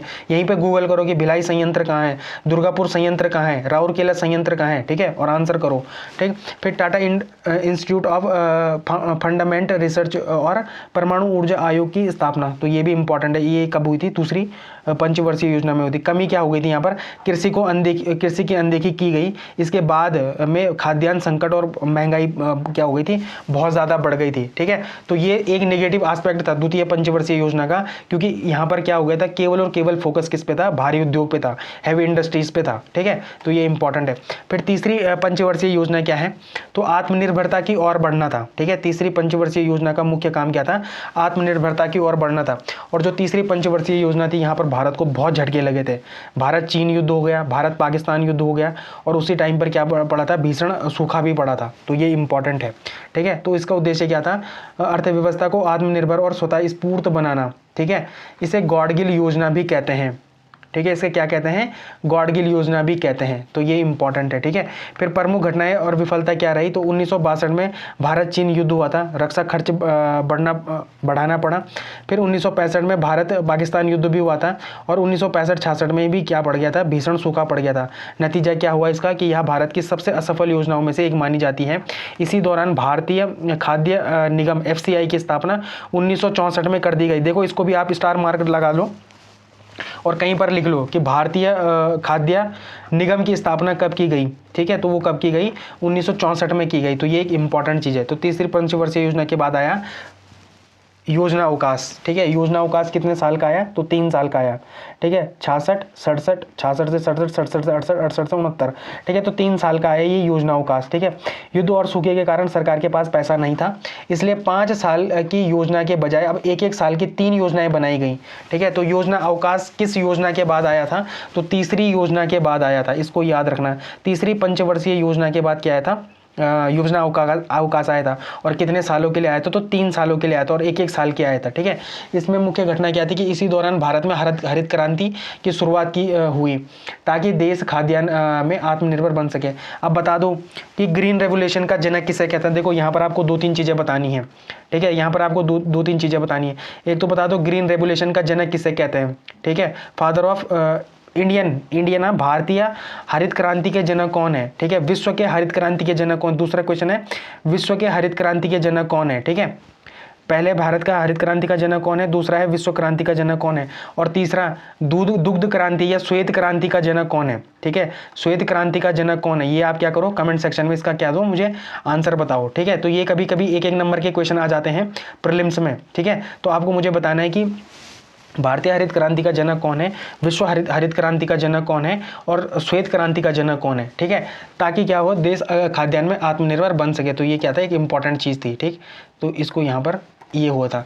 फिर चौथी पंचवर्षीय योजना आई थी, वो उसका मेन मोटिव क्या था, स्थिरता के साथ विकास। ठीक है, स्थिरता के साथ विकास था। और यहाँ पर नेतृत्व कौन कर रही थी, तो इंदिरा गांधी कर रही थी, आयरन लेडी ऑफ इंडिया। ठीक है, इंदिरा गांधी। ठीक है, इनको बोला जाता है आयरन लेडी भी बोला जाता है इंदिरा गांधी को। ठीक है, तो इंपॉर्टेंट है। यहाँ पर कुछ घटनाएं इंपॉर्टेंट हुई। तो 14 बैंकों का राष्ट्रीयकरण हुआ था इसी के टाइम पे, चौथी पंचवर्षीय योजना में 1969 में, ताकि आम आदमी और किसानों तक बैंक पहुंच सके। ठीक है, MRTP एक्ट आया था यहाँ पर। देखो, अब मुझे आपको बताना है कि MRTP एक्ट था क्या। ठीक है, इसको मतलब था तो एक अधिकार को रोकने के लिए लागू किया गया था, ये तो मुझे भी पता है, लेकिन what is the full form of MRTP act. ठीक है, तो ये आप जरा गूगल करके मुझे जरूर बताना। ठीक, कल बहुत लोगों ने जो DNA में पढ़ा था ना हमने, बहुत अच्छे मतलब बहुत लोगों ने बहुत अच्छा आंसर दिए थे उसमें। तो मैं उन सब लोगों से कहना चाहूँगा कि जो क्वेश्चन पूछता हूँ ना, उसको जरा एक बार गूगल में क्रॉस चेक कर लिया करो। ठीक है, इससे आपको याद रहेगा देर तक। ठीक है, 1971 का पाक भारत युद्ध या भारत पाक युद्ध और बांग्लादेश का निर्माण। ठीक, तो ये भी इंपॉर्टेंट घटना थी। ऑपरेशन फ्लड, श्वेत क्रांति, इसका जनक कौन है, आपको मुझे बताना है, दूध उत्पादन बढ़ाने के लिए। फिर पोखरण 1 1974, भारत का पहला भूमिगत परमाणु परीक्षण जो स्माइलिंग बुद्धा था। अब आपको मुझे बताना है कि इसकी एग्जैक्ट डेट क्या थी, जो पोखरण फर्स्ट हुआ था उसकी एग्जैक्ट डेट क्या थी। ये सारे क्वेश्चन क्या है, प्रीलिम्स ओरिएंटेड है, ये प्रीलिम्स में कभी भी आ सकते हैं आपके पास। ठीक है, तो स्माइलिंग बुद्धा के बारे में थोड़ा सा डिटेल में, चाहे आप विकीपीडिया से देखो, चाहे आप गूगल से देखो, एक बार जरूर देखना, डेट इसमें जरूर देखना, और कमेंट सेक्शन में इसका आंसर जरूर करना। ठीक है, फिर 5वीं पंचवर्षीय योजना का उद्देश्य क्या था, गरीबी हटाओ। ठीक है, इसका मसौदा किसने तैयार करा था, तो DP धर ने करा था, ये इंपॉर्टेंट है। इसमें मेन पॉइंट क्या था कि गरीबी हटाओ का नारा दिया गया। पूछा जाता है कि गरीबी हटाओ का नारा कौन से पंचवर्षीय योजना में दिया गया, तो 5वीं पंचवर्षीय योजना में दिया गया। 20 सूत्री कार्यक्रम भी चलाया गया, 1975 में शुरू किया गया। इंपॉर्टेंट है, 20 सूत्री कार्यक्रम किस पंचवर्षीय योजना के अंतर्गत चलाया गया, तो पांचवी पंचवर्षीय योजना के अंतर्गत चलाया गया। न्यूनतम आवश्यक कार्यक्रम एमएनपी, गरीबों को बुनियादी सुविधाएं देने के लिए, ठीक है, तो ये चलाया गया, एमएनपी कार्यक्रम चलाया गया, ठीक है, न्यूनतम आवश्यकता कार्यक्रम चलाया गया। फिर आपातकाल इमरजेंसी भी हुई इसी योजना के दौरान। क्या हुआ था 1975 में, ठीक है, क्या है 1975 में क्या हुई थी इमरजेंसी। और अब मुझे बताओ आपकी इमरजेंसी कितने तारीख से कितने, मतलब डेट वाइज बताओ कि इमरजेंसी कब से शुरू हुई थी और कब खत्म हुई थी, ठीक है, डेट के साथ बताओ, ठीक है, चाहे गूगल करो चाहे कुछ भी करो, पर इसको जरूर देख लेना, ये प्रीलिम्स के लिए बड़े इंपॉर्टेंट फैक्ट है। समय से पहले समाप्ति, 1978 में जनता पार्टी की सरकार मोरारजी देसाई आई और उन्होंने इस योजना को 4 साल के लिए बंद कर दिया था, ठीक है, तो ये इंपॉर्टेंट है, ठीक, तो ये चीज़ें। फिर रोलिंग प्लान आया, ठीक है, कब आया था 1978 में आया था, 1978 में आया था और 1980 तक चला था, 2 साल तक चला था रोलिंग प्लान। जनता पार्टी सरकार ने हर साल के प्रदर्शन के आधार पर योजना बदलने का सिस्टम रोलिंग प्लान लाया, लेकिन 1980 में सरकार कहीं कांग्रेस सरकार की वापसी हुई और ये फिर से आ गया। देखो रोलिंग प्लान पूरे विश्व में कौन लाया था, गुरनार मिडल लाए थे, जी मिडल लाए थे, जी मिडल लाए थे, इसको लिख लो कहीं पर अगर जिसको याद नहीं है, गुरनाल मिडल लाए थे पूरी दुनिया में रोलिंग प्लान। विश्व का जो रोलिंग प्लान आया था वो कौन लाया था, गुरनाल मिडल लाए थे। लेकिन भारत का रोलिंग प्लान कौन लाया था ये आपको मुझे कमेंट सेक्शन में बताना है, ठीक है, भारत का रोलिंग प्लान कौन लाया था ये आपको मुझे कहाँ पर बताना है, कमेंट सेक्शन में बताना है।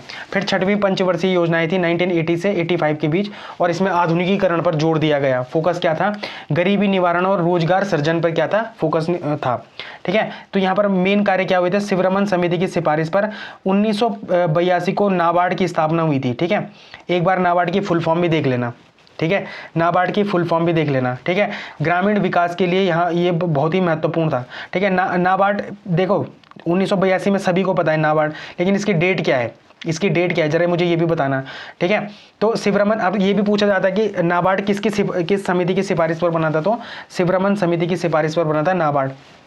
यहाँ पर एक और चीज़ हुई थी कि 6 और बैंकों का राष्ट्रीयकरण हुआ था, ठीक है, और एकीकृत ग्रामीण विकास योजना का विस्तार हुआ था, तो ये भी बड़ा इंपॉर्टेंट है, ये कई बार आता है क्वेश्चन। एक बार यूपीएससी में ही आया है ये क्वेश्चन, कहाँ पर आया है, यूपीएससी में ही आया है ये क्वेश्चन कि एकीकृत ग्रामीण विकास कार्यक्रम की शुरुआत कौन सी पंचवर्षीय योजना में हुई। खैर उसमें इतना डिटेल, मतलब इतना इजी वन फैक्ट नहीं था, वो स्टेटमेंट वाइज क्वेश्चन था, ठीक है, तो ये इंपॉर्टेंट है, ये छठवीं पंचवर्षीय योजना में हुई थी।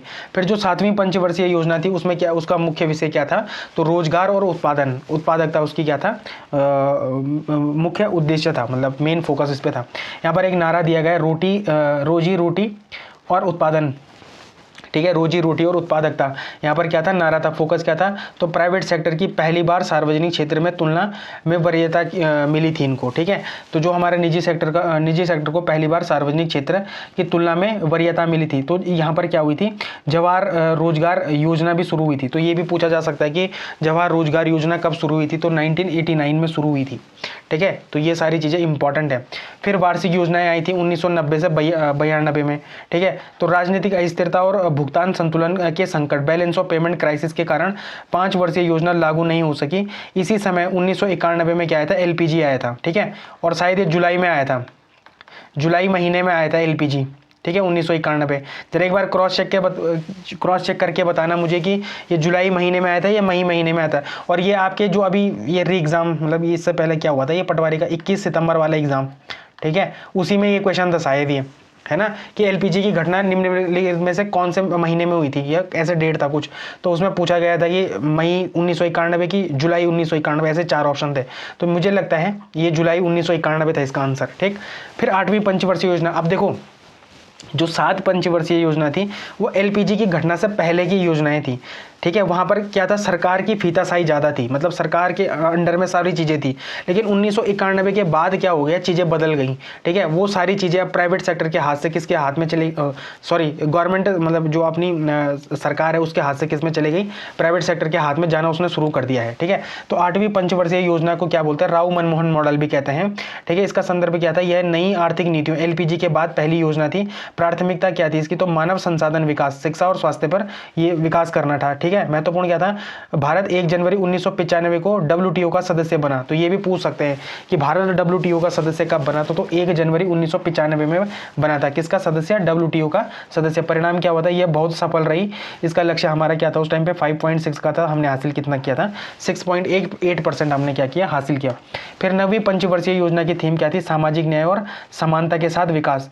यह भारत की आज़ादी के 50 साल पूरे होने में शुरू हुई थी। इसमें ग्रामीण विकास और महिलाओं के सशक्तिकरण पर जोर दिया गया, तो ये इंपॉर्टेंट है। फिर 10वीं पंचवर्षीय योजना 2002 से 2007 में चली थी। 2012 तक गरीबी अनुपात को 15% कम करना था 10वीं पंचवर्षीय योजना में, और वनों का घनत्व 25% तक बढ़ाना, और सभी गाँवों में पीने का पानी उपलब्ध कराना। देखो अब यहाँ पर मैं आपको दो चीज़ें पूछता हूँ, बताना कि अभी भारत में वनों का घनत्व कितना % है, भारत में वनों का घनत्व कितना % है, ये इंपॉर्टेंट है, ये पेपर में कभी भी आ सकता है, ठीक है। फिर 11वीं पंचवर्षीय योजना, ये उत्तराखंड PCS पिछले साल PCS के ही एग्जाम में आया हुआ क्वेश्चन है। यहाँ पर क्वेश्चन पूछा था कि तेजी और अधिक समावेशी विकास कौन सी पंचवर्षीय योजना की थीम थी, तो 11वीं पंचवर्षीय योजना की थीम क्या थी, तेजी और अधिक समावेशी विकास, ठीक है, इंक्लूसिव ग्रोथ की बात की गई थी। फोकस क्या था इसमें, RTE मतलब शिक्षा का अधिकार, इसी दौर में 2009 में आया था, और उच्च शिक्षा में नामांकन बढ़ाना मुख्य लक्ष्य था इसका, ठीक है, किसका, 11वीं पंचवर्षीय योजना का, ठीक। फिर 12वीं पंचवर्षीय योजना आधी ही चली थी, ठीक है। इसके बाद क्या आ गया था, अपना योजना आयोग की जगह नीति आयोग आ गया था, तो फिर चीज़ें अलग होने लगी। इसकी थीम क्या थी, तो तेज, अधिक समावेशी और सतत विकास, ठीक है, इंपॉर्टेंट है। फिर लक्ष्य क्या था, गैर कृषि क्षेत्र में 5 करोड़ नए रोजगार पैदा करना, 10% मैन्युफैक्चरिंग विकास दर हासिल करना। लेकिन 2014 में NDA सरकार ने योजना आयोग को खत्म कर नीति आयोग का गठन कर दिया, जिससे पंचवर्षीय योजना का युग समाप्त हो गया। तो यहाँ पर हमने जितनी भी चीज़ें पढ़ी ना, ये प्रीलिम्स के एस्पेक्ट से इंपॉर्टेंट थी, ठीक है। अब जो मैं आपको देने जा रहा हूँ, ठीक है, जो अब मैं आपको देने जा रहा हूँ, ये आपके लिए इससे भी ज़्यादा इंपॉर्टेंट है। प्रीलिम्स में भी आ सकती है स्टेटमेंट में बन के, ठीक है, पर शायद मुझे लगता है इतना टफ नहीं होगा, लेकिन अगर आ गया तो आपको क्या करना है, इसको जरा एक बार देखना है। और मेंस वाले देखो यार, अल्टीमेटली तो मेंस में जाना है ना आप लोगों को, तो मेंस की तैयारी भी तो करोगे, तो मेंस के लिए ज़रा इंपॉर्टेंट है। देखो मैं एक बार पढ़ा रहा हूँ, मैं दोबारा नहीं पढ़ाऊंगा, मैं नहीं चाहता था कि मैं इसको दोबारा यही पढ़ाता रहूँ, ठीक है। तो जो भी आज देख रहा है, इसको प्रीलिम्स और मेंस दोनों को कंबाइन करके बनाया गया है ये टॉपिक, ठीक है। तो इसको देख लेते हैं। तो देखो मैंने बोला था आपको कि जो हमारा सेकेंड प्लान था ना, जो हमारा दूसरा प्लान आया था, जो महालनोबिस प्लान भी बोलते हैं जिसको, तो यहाँ पर वैचारिक बहस हुई थी किस किस के बीच में, नेहरू महालनोबिस बनाम वकील ब्रह्मानंद, ठीक है। दूसरी योजना में भारी उद्योगों को ही क्यों चुना गया, तो ये क्वेश्चन आता है UPSC, मतलब ऐसे UKPSC इसे मेंस में अब दे सकती है, क्योंकि हमारा सिलेबस अब एक जैसा हो गया है। UPSC का भी सिलेबस एक जैसा है और उत्तराखंड PCS का सिलेबस एक जैसा है। GS पेपर 3 में आ सकता है ये क्वेश्चन, ठीक है। तो नेहरू महालनोबिस रणनीति, इसका मानना था कि अगर भारत को लंबी अवधि में अमीर बनना है तो उसे मशीन बनाने वाली मशीनें खुद बनानी होंगी। इसे इम्पोर्ट सब्स्टिट्यूशन इंडस्ट्रियलाइजेशन कहा गया, ठीक है। इसे क्या कहा गया, तो इम्पोर्ट सब्स्टिट्यूशन इंडस्ट्रियलाइजेशन कहा गया, ठीक है। वकील और ब्रह्मानंद का विरोध क्या हुआ, इन अर्थशास्त्रियों ने चेतावनी दी थी कि अगर भारी उद्योगों में पैसा लगाने से महंगाई बढ़ेगी, क्योंकि लोगों के हाथों में पैसा आएगा, लेकिन बाजार में खरीदने के लिए कपड़ा और अनाज क्या है, कम है। उन्होंने वेज गुड्स, ठीक है, अनाज कपड़ा पर जोर देने की बात करी गई थी। तो हमने पढ़ा था ना, दूसरे पंचवर्षीय योजना में हमने पढ़ा था कि वहां पर क्या हुआ था, गरीबी मतलब क्या हो गई थी, भुखमरी फैल गई थी। यहाँ पर देखो, यहाँ पर पढ़ा था हमने, कृषि की अनदेखी की गई और यहाँ पर क्या, खाद्यान्न संकट बढ़ गया, महंगाई बढ़ गई। तो मैंने उसी टाइम पे बोला था, क्योंकि उस टाइम पे सरकार ने क्या सोच लिया था कि हम क्या केवल और केवल क्या करेंगे, हम क्या करेंगे, जो हमारा वो है क्या, जो अपना क्या है, जो मेन फोकस है वो किस पे है, मशीनों पर है, इंडस्ट्रियल रेवोल्यूशन में। पर वहाँ पर क्या हो गया, लोगों के पास तो पैसा आ गया, लेकिन क्या हुआ, बाजारों में ना तो कपड़ा था ना ही अनाज था, तो भुखमरी फैल गई। निष्कर्ष क्या निकला इसका, सरकार ने महालनोबिस को चुना, सरकार ने तो क्या चुन लिया, महालनोबिस को चुना, ठीक है। जिसके कारण बाद के वर्षों में भारत में भारी क्या हुई, इन्फ्लेशन बढ़ी और कृषि संकट देखने को मिला। तो ये एक सबसे बड़ा ड्रॉबैक था सेकंड जो प्लान है, ठीक है, जो पंचवर्षीय सेकंड पंचवर्षीय योजना है, उसका सबसे बड़ा ड्रॉबैक यही था कि वहाँ पर अर्थशास्त्रियों ने चेताया भी था कि भैया अगर आप इंडस्ट्री की तरफ बढ़ते हो तो लोग, अभी हमारे पास क्या है, हम खाद्यान्न में आत्मनिर्भर नहीं हुए हैं, ठीक है, तो ऐसा हो सकता है कि लोगों के पास पैसा तो आए लेकिन उससे इन्फ्लेशन बढ़ जाएगी। ऑब्वियस सी बात है भाई, जब अनाज कम होगा तो तुम्हारे पास पैसा कितना भी हो, ठीक है, कितना भी पैसा हो तो वो इन्फ्लेशन तो बढ़ाएगा ही ना, तो ये इंपॉर्टेंट था। तो ये था। फिर हिंदू रेट ऑफ ग्रोथ, कई बार इसको लोग क्या करते हैं, इसको किससे रिलेट कर देते हैं, धर्म से रिलेट कर देते हैं, लेकिन ऐसा नहीं था। ये जो हिंदू रेट ग्रोथ, ये जो टर्म दिया है वो किसने दिया है, प्रोफेसर राज कृष्णा ने दिया। ये कभी भी प्रीलिम्स में आ सकता है ये क्वेश्चन कि हिंदू रेट ऑफ ग्रोथ किसकी, ये जो टर्म है ये किसने दिया है, तो प्रोफेसर राज कृष्णा ने दिया। इसको आप क्या कर लो, कहीं पर लिख लो, ये बड़ा इंपॉर्टेंट है। या किसी से धर्म से संबंधित नहीं है बल्कि भारतीय अर्थव्यवस्था की सुस्ती का प्रतीक है। देखो पूछा जा सकता है ये प्रीलिम्स में कि हिंदू रेट ऑफ ग्रोथ क्या है, निम्न में से क्या है, तो वहां पर स्टेटमेंट होंगे कि भारतीय अर्थव्यवस्था की तेजी का प्रतीक, सुस्ती का प्रतीक, कुछ ऐसा ही होगा, या धर्म से संबंधित या कुछ ऐसा ही।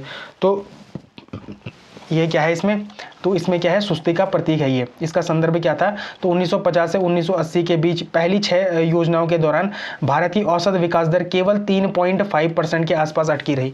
तो इंपॉर्टेंट है, ये पहले 6 पंचवर्षीय योजनाओं की बात करता है ये हिंदू रेट ऑफ ग्रोथ, ठीक है। इसमें कारण क्या था, लाइसेंस राज, निजी कंपनी को उत्पादन बढ़ाने के लिए सरकार की अनुमति लेनी पड़ती थी, ठीक है। अंतर्मुखी अर्थव्यवस्था मतलब क्लोज्ड इकोनॉमी थी, ठीक है। अब आप मुझे बताओ जरा, क्लोज्ड इकोनॉमी और ओपन इकोनॉमी किसे कहते हैं, चाहे गूगल करो चाहे कुछ भी करो, पर मुझे बताओ कि क्लोज्ड इकोनॉमी और ओपन इकोनॉमी क्या होती है, ठीक है। फिर पब्लिक सेक्टर की अक्षमता, सरकारी कंपनियों का घाटे में चलना, तो ये इंपॉर्टेंट है, ये सारी चीज़ें इंपॉर्टेंट, ठीक है। तो आपने 2 चीज़ें इंपॉर्टेंट पढ़ ली, पीसी महालनोबिस बनाम वकील ब्रह्मानंद, एक तो ये, फिर आपने दूसरा पढ़ लिया हिंदू रेट ऑफ ग्रोथ, तीसरा है इम्परेटिव बनाम इंडिकेटिव प्लानिंग। देखो इम्परेटिव प्लानिंग क्या थी, इम्परेटिव प्लानिंग थी कि आदेशात्मक योजना कहते हैं। देखो 1951 से पहले क्या थी, सरकार आदेश देती थी कि इस चीज़ का उत्पादन करो, तो इंडस्ट्री उसी चीज़ का उत्पादन करती थी। लेकिन 1991 के बाद क्या हुआ कि एलपीजी आया, उसके बाद सब प्राइवेट प्लेयर के हाथ में गई चीज़ें। जब प्राइवेट प्लेयर के हाथ में गई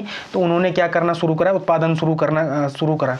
तो ये इंपॉर्टेंट है, ये दो टर्म है ना, ये आपके प्रीलिम्स के लिए एज वेल एज मेंस के लिए इंपॉर्टेंट है। तो इम्परेटिव प्लानिंग क्या होती है, ये आदेशात्मक योजना। सरकार तय करती थी कि कितना उत्पादन होगा, कीमत कितनी होगी, कौन बचेगा, ये सब किसके हाथ में होता था, सरकार के हाथ में होता था। जिसमें क्या बोलते हैं, रेड टेपिज्म कहते हैं जिसे, वो सब किसके हाथ में था, सरकार के हाथ में था, ठीक है। कमांड इकोनॉमी थी पूरी की पूरी। फिर 91 के बाद क्या होगी, 8वीं योजना के बाद सरकार फैसिलिटेटर मतलब सुविधा प्रदान करती थी। सरकार केवल लक्ष्य देती थी और निजी क्षेत्र उसको पूरा करने की, मतलब निजी क्षेत्र के पास पूरी आज़ादी होती थी कि वो कैसे भी तरीके से इसको पूरा करे, ठीक है। कृषि और भूमि सुधार सबसे बड़ी विफलता थी उस टाइम पे।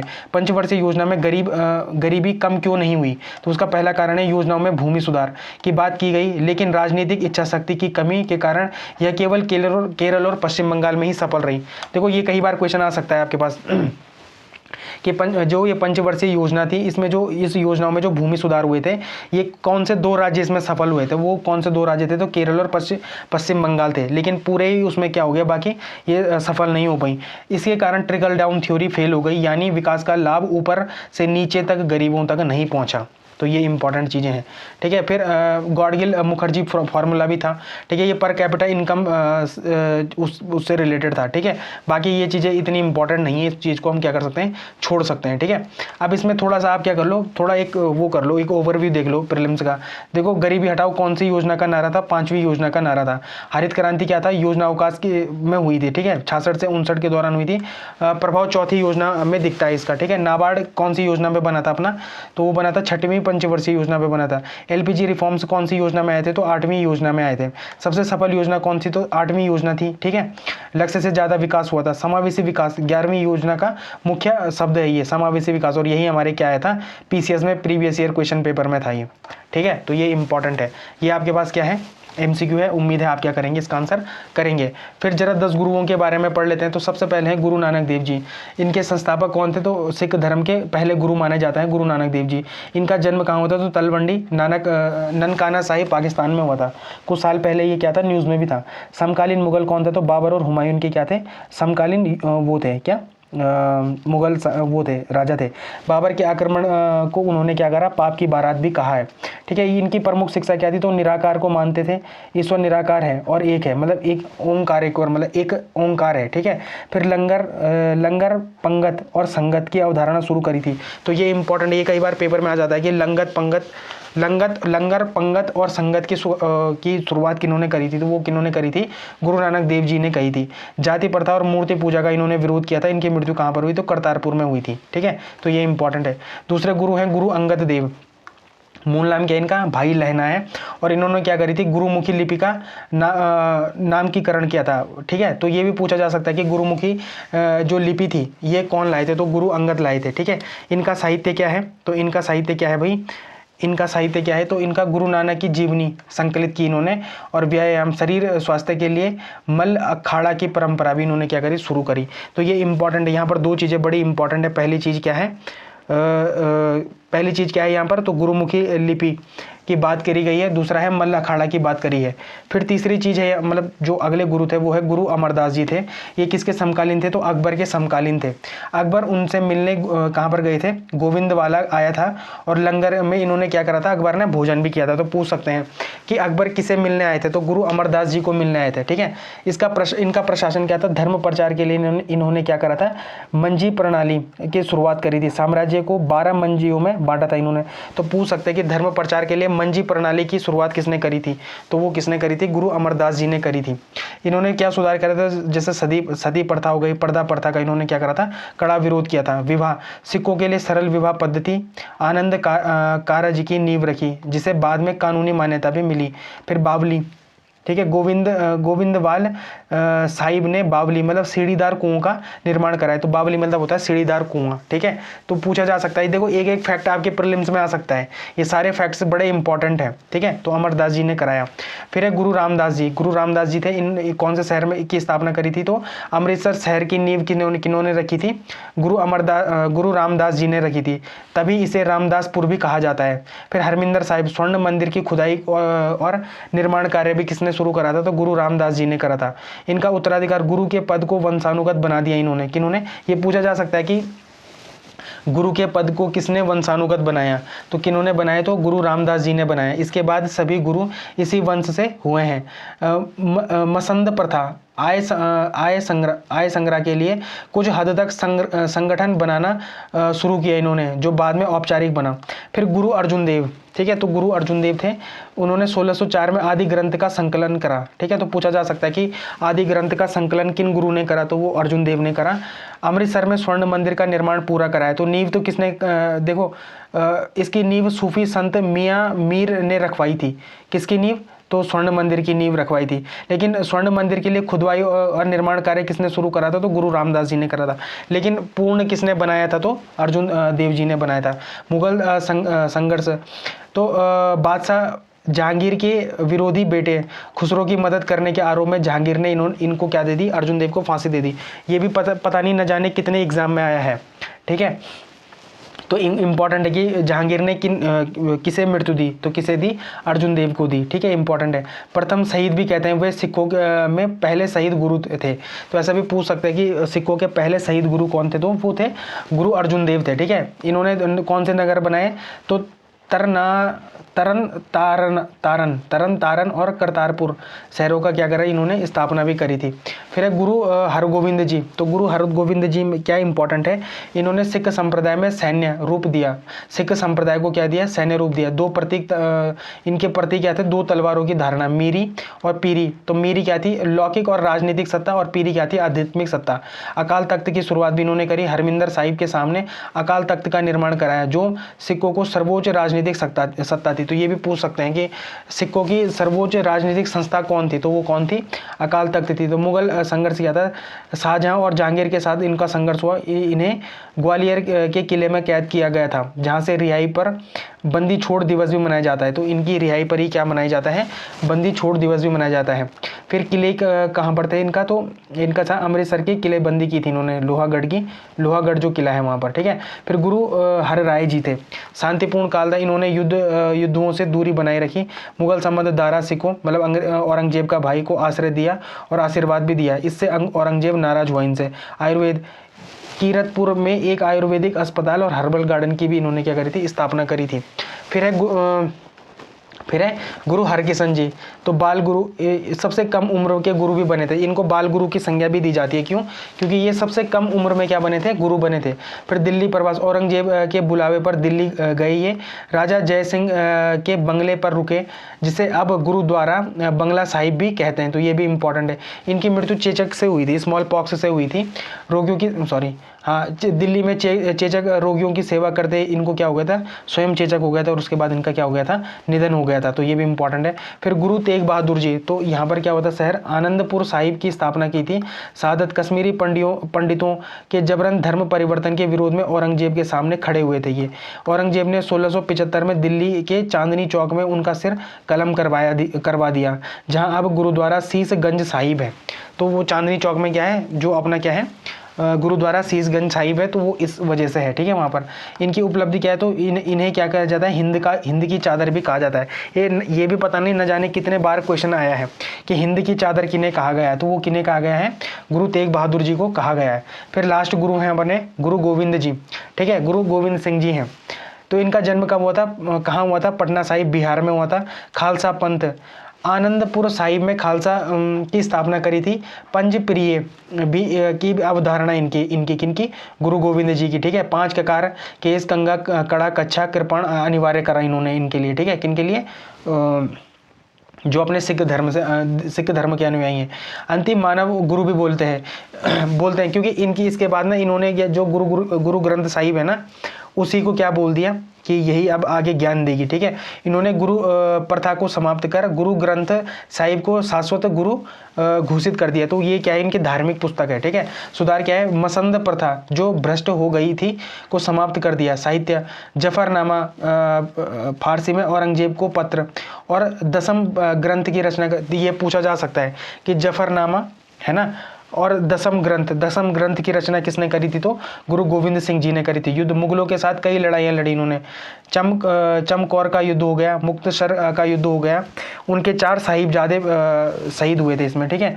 मृत्यु कहाँ हुई थी, नांदेड़ में। एक पठान द्वारा धोखे से वार करके एक ज्योत मतलब करने पर ज्योत में समा गए, जहाँ हुजूर साहिब गुरुद्वारा है, ठीक है। तो ये भी इंपॉर्टेंट है।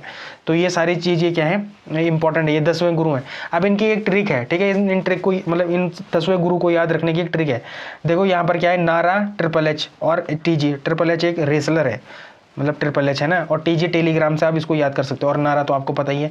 तो सबसे पहले है Guru Nanak, N for Nanak, A for Angad, फिर A फॉर अमरदास, फिर R फॉर रामदास, ठीक है, और A फॉर अर्जुन देव, ठीक है। तो नारा तो यहीं पे खत्म हो जाता है, ठीक है, नारा हो गया। फिर ट्रिपल एच को आप याद, पहले हरगोविंद, फिर हरे राय, फिर हरे कृष्ण, ठीक है। तो GRK से इसको याद कर लो, ट्रिपल एच GRK है ना, ऐसा याद कर लो, ट्रिपल एच GRK, ठीक है। तो जी में मतलब गोविंद, R फॉर राय और K फॉर किशन, तो हर गोविंद, हर राय और हर किशन। तो यहाँ पर ट्रिपल एच हो गया। फिर TG में क्या है, तेग बहादुर, और H में मतलब G में क्या है, तो गुरु गोविंद जी। तो ये 10 नाम आपको क्या हो जाएंगे, याद हो जाएंगे। मैंने भी ऐसे ही याद करे थे, आप भी इसको ऐसे ही याद कर लो, ठीक है। में पर्यावरण संरक्षण के लिए चलाए गए कुछ प्रमुख आंदोलन। देखो यहाँ से भी एक क्वेश्चन बनेगा ही बनेगा। जो साइंस है ना, इसको आज मैंने इन्वायरमेंट साइंस रखने की कोशिश करी है, ठीक है। तो ये इंपॉर्टेंट है। अब जो यहाँ से क्वेश्चन बनेगा ना, यहाँ से डायरेक्ट आपके पास प्रीलिम्स का क्वेश्चन बनेगा, ठीक है। किसका क्वेश्चन बनेगा, प्रीलिम्स का क्वेश्चन बनेगा। देखो जो ये चिपको आंदोलन है, ये आपको सबको पता है कि 1973 में हुआ था। गौरा देवी, चंडी प्रसाद भट्ट और सुंदरलाल बहुगुणा। और उत्तराखंड के रैणी गाँव आंदोलन का नारा क्या था, पारिस्थितिकी स्थायी मित्यविता है, ठीक है। मतलब यहाँ पर नारे तो बहुत सारे थे। अब तो आप स्पेसिफिक उत्तराखंड पढ़ोगे ना, तो वहाँ पर तो बहुत ज़्यादा नारे हैं, ठीक है। तो इसको हम थोड़ा सा स्किप करते हैं। देखो मैं जो ये लाया हूँ ना, ये क्यों लाया हूँ, देखो एक तो ये एक बार आया था कि मिट्टी बचाओ आंदोलन कहाँ से शुरू हुआ है, तो मध्य प्रदेश से शुरू हुआ है। और कब हुआ है, 1977 से शुरू हुआ है। देखो इन सब चीज़ों को याद रखना। जो उत्तराखंड से रिलेटेड है वो आपको पता होगा, लेकिन जो बाहर से रिलेटेड है, मतलब अदर राज्यों से रिलेटेड है, वो बड़े इंपॉर्टेंट है, ठीक है। तो पहले मिट्टी बचाओ आंदोलन कब से शुरू हुआ था, 1977 से शुरू हुआ था। मध्य प्रदेश होशंगाबाद से शुरू हुआ था। ये इंपॉर्टेंट है, ये पेपर में आता है। दूसरा है शांत घाटी आंदोलन, ये अपने कहाँ से है, केरल से रिलेटेड है। ठीक है। और देखो केरल के पलक्कड़ जिले में कुंती पूजा नदी पर बनाए जा रहे जल विद्युत प्रोजेक्टों के विरोध के लिए बनाया गया था शांत घाटी आंदोलन। और कब शुरू हुआ था? ये तो 1973 में हुआ था। ठीक है। फिर बिश्नोई आंदोलन तो आपको पता ही है, अमृता देवी जी का नाम भी आपने सुना ही होगा, और राजस्थान आपको पता ही है। ठीक है, तो ये इंपॉर्टेंट, चलो ये तो आपको याद हो। अपिको आंदोलन, it is the most important आंदोलन भाई। अपिको आंदोलन से एक बार क्वेश्चन आया था, और क्या इस क्वेश्चन ने होश उड़ाए थे मेरे। ठीक है, ये यूपीएससी का एक खतरनाक सा क्वेश्चन आया था एक बार। ठीक है, अपिको आंदोलन से। पर आपके पास जो क्वेश्चन आएगा तो शायद ये आ सकता है कि अपिको आंदोलन का संबंध किस राज्य से है। ठीक है, तो कर्नाटका उत्तर कन्नड़ क्षेत्र से रिलेटेड है। और कब आया था? तो 1983। मैं आपको बोलूंगा कि अपिको आंदोलन के बारे में ना थोड़ा सा पढ़ लेना, इसके लोगों के बारे में पढ़ लेना जरा। ठीक है, ये बड़ा इंपॉर्टेंट क्वेश्चन है, ये आपके पास आ सकता है। ठीक है, फिर जंगल बचाओ आंदोलन। जंगल बचाओ आंदोलन 1980 में सिंह भूमि में आदिवासियों से ने इसको क्या करा था?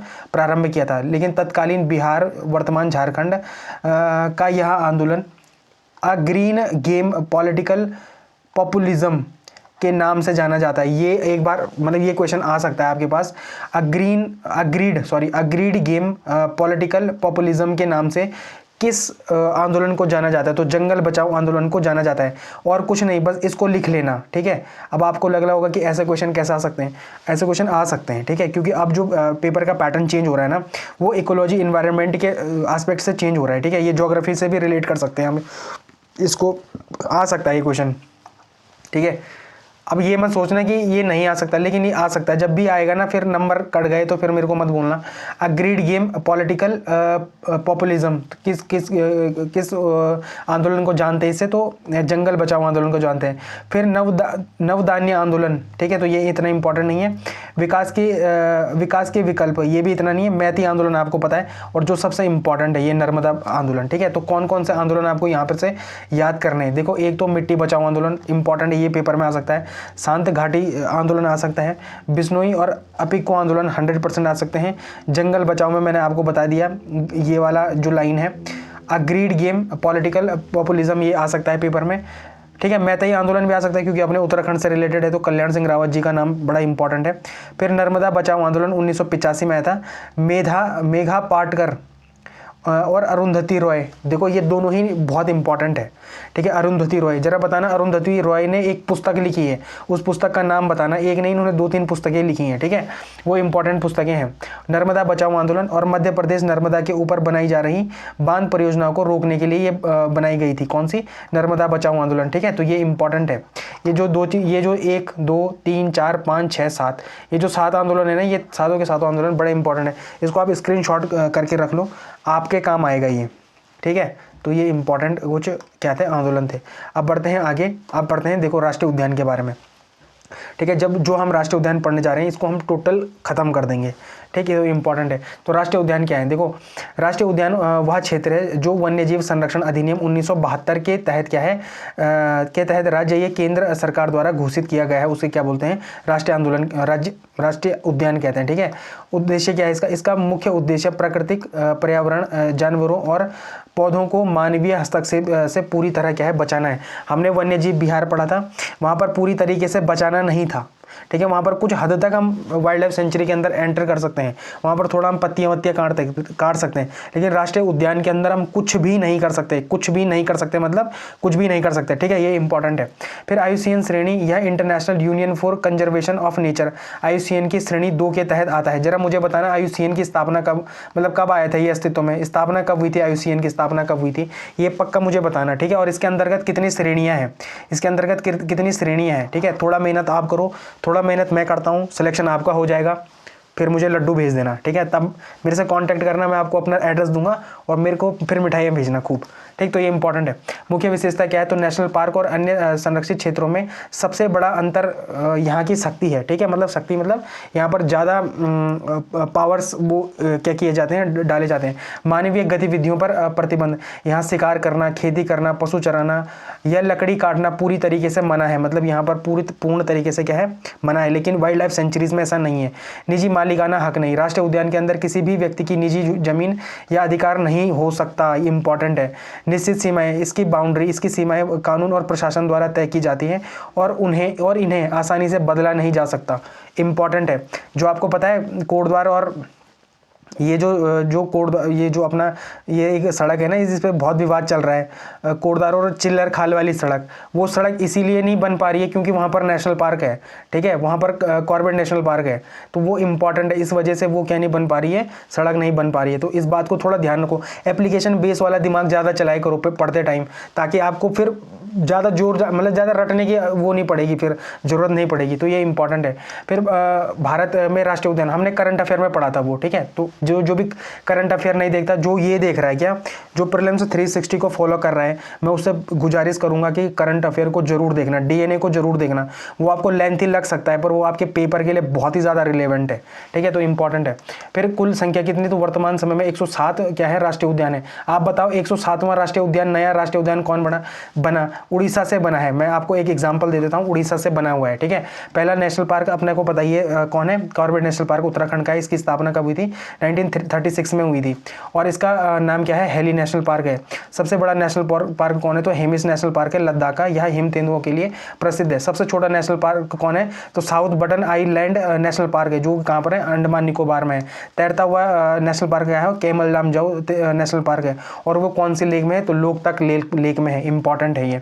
और जरा बताना यहाँ का जो मुख्य पशु है, मतलब जो यहाँ का जानवर है, पशु है इस नेशनल पार्क का, वो कौन सा है? इंपॉर्टेंट है ये। सबसे ज़्यादा नेशनल पार्क वाला राज्य कौन है? मध्य प्रदेश है, 11 नेशनल पार्क हैं। और यूटी कौन है सबसे ज़्यादा नेशनल पार्क वालों की? आप मुझे बताओगे ऐसी कौन सी यूटी है जहाँ पर सबसे ज़्यादा नेशनल पार्क हैं?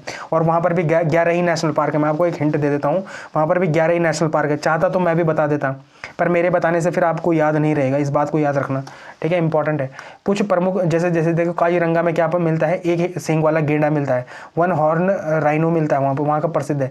गिर जो गुजरात में है अपना, वहाँ पर क्या मिलता है? एशियाई शेर मिलते हैं। इंपॉर्टेंट है। सुंदरवन पश्चिमी बंगाल, रॉयल बंगाल टाइगर और मैंग्रोव जंगलों के लिए इंपॉर्टेंट है। पेरियार केरल में है और यहाँ पर हाथी और बाघों के लिए क्या है? प्रसिद्ध है, ठीक है। अब उत्तराखंड के पर्सपेक्टिव में देख लेते हैं। ये क्या है? आपकी परीक्षा वाणी का ही स्क्रीनशॉट है, ठीक है। तो कॉर्बेट नेशनल पार्क कब बना था? 1936 में बना था। और कितना क्षेत्रफल है इसका? 520.82 है। कौन से 2 राज्यों में है? तो पौड़ी और नैनीताल में है, ठीक है। गोविंद राष्ट्रीय उद्यान का कब बना था? 1991 में बना था। एलपीजी के टाइम पे बना था ये गोविंद राष्ट्रीय उद्यान, ठीक है। और 472 किसकी क्या है? वर्ग किलोमीटर इसकी क्षेत्रफल है और ये उत्तरकाशी जिले में है। फिर नंदा देवी राष्ट्रीय उद्यान कब बना था? 1982 में बना था। 624 इस क्षेत्रफल में फैला हुआ है और चमोली में है, ठीक है। फूलों की घाटी कब बना था? 1982 में बना था। 87.50 क्षेत्रफल पर है और चमोली में है। राजा जी नेशनल पार्क 3 राज्यों में है। पीएचडी पौड़ी, हरिद्वार और देहरादून पीएचडी में है, ठीक है। कब बना था? 1983 में बना था। 820.42 किलोमीटर में फैला हुआ है। गंगोत्री नेशनल पार्क है उत्तरकाशी में और कब बना था? 89 में बना था। 1989 में बना था और कितना है? 2390, ठीक है। अब आप मुझे बताओगे, सुनो, आप मुझे कमेंट सेक्शन में जरूर बताना इसका असेंडिंग और डिसेंडिंग, मतलब असेंडिंग ऑर्डर, बढ़ते हुए क्रम में बताना, स्थापना वर्ष का बढ़ता हुआ क्रम बताना और क्षेत्रफल का भी बढ़ता हुआ क्रम बताना, ठीक है। जब लिखोगे तब याद हो पाएगा, ठीक है। इंपॉर्टेंट है। और कौन कौन से राज्य में? देखो 2 राज्य और 3 राज्य में यहाँ पर से क्वेश्चन बन सकता है। कॉर्बेट नेशनल पार्क 2 राज्यों में है, पौड़ी और नैनीताल में। राजा जी नेशनल पार्क कहाँ पर है? देहरादून, पौड़ी और हरिद्वार में। तो ये इंपॉर्टेंट नेशनल पार्क आपके उत्तराखंड से रिलेटेड थे, ठीक है। आज हमने ये टॉपिक भी क्या कर दिया? खत्म कर दिया। मतलब नेशनल पार्क और वाइल्ड लाइफ सेंचुरी हमने दोनों टॉपिक खत्म कर दिए हैं उत्तराखंड के, ठीक है। तो और नेशनल लेवल के भी जो भी बन सकते थे तो हमने वो खत्म कर लिए हैं। आई होप आपको पसंद आया होगा ये वीडियो। अगर पसंद आया है तो लाइक, शेयर, सब्सक्राइब, कमेंट जरूर करें। धन्यवाद।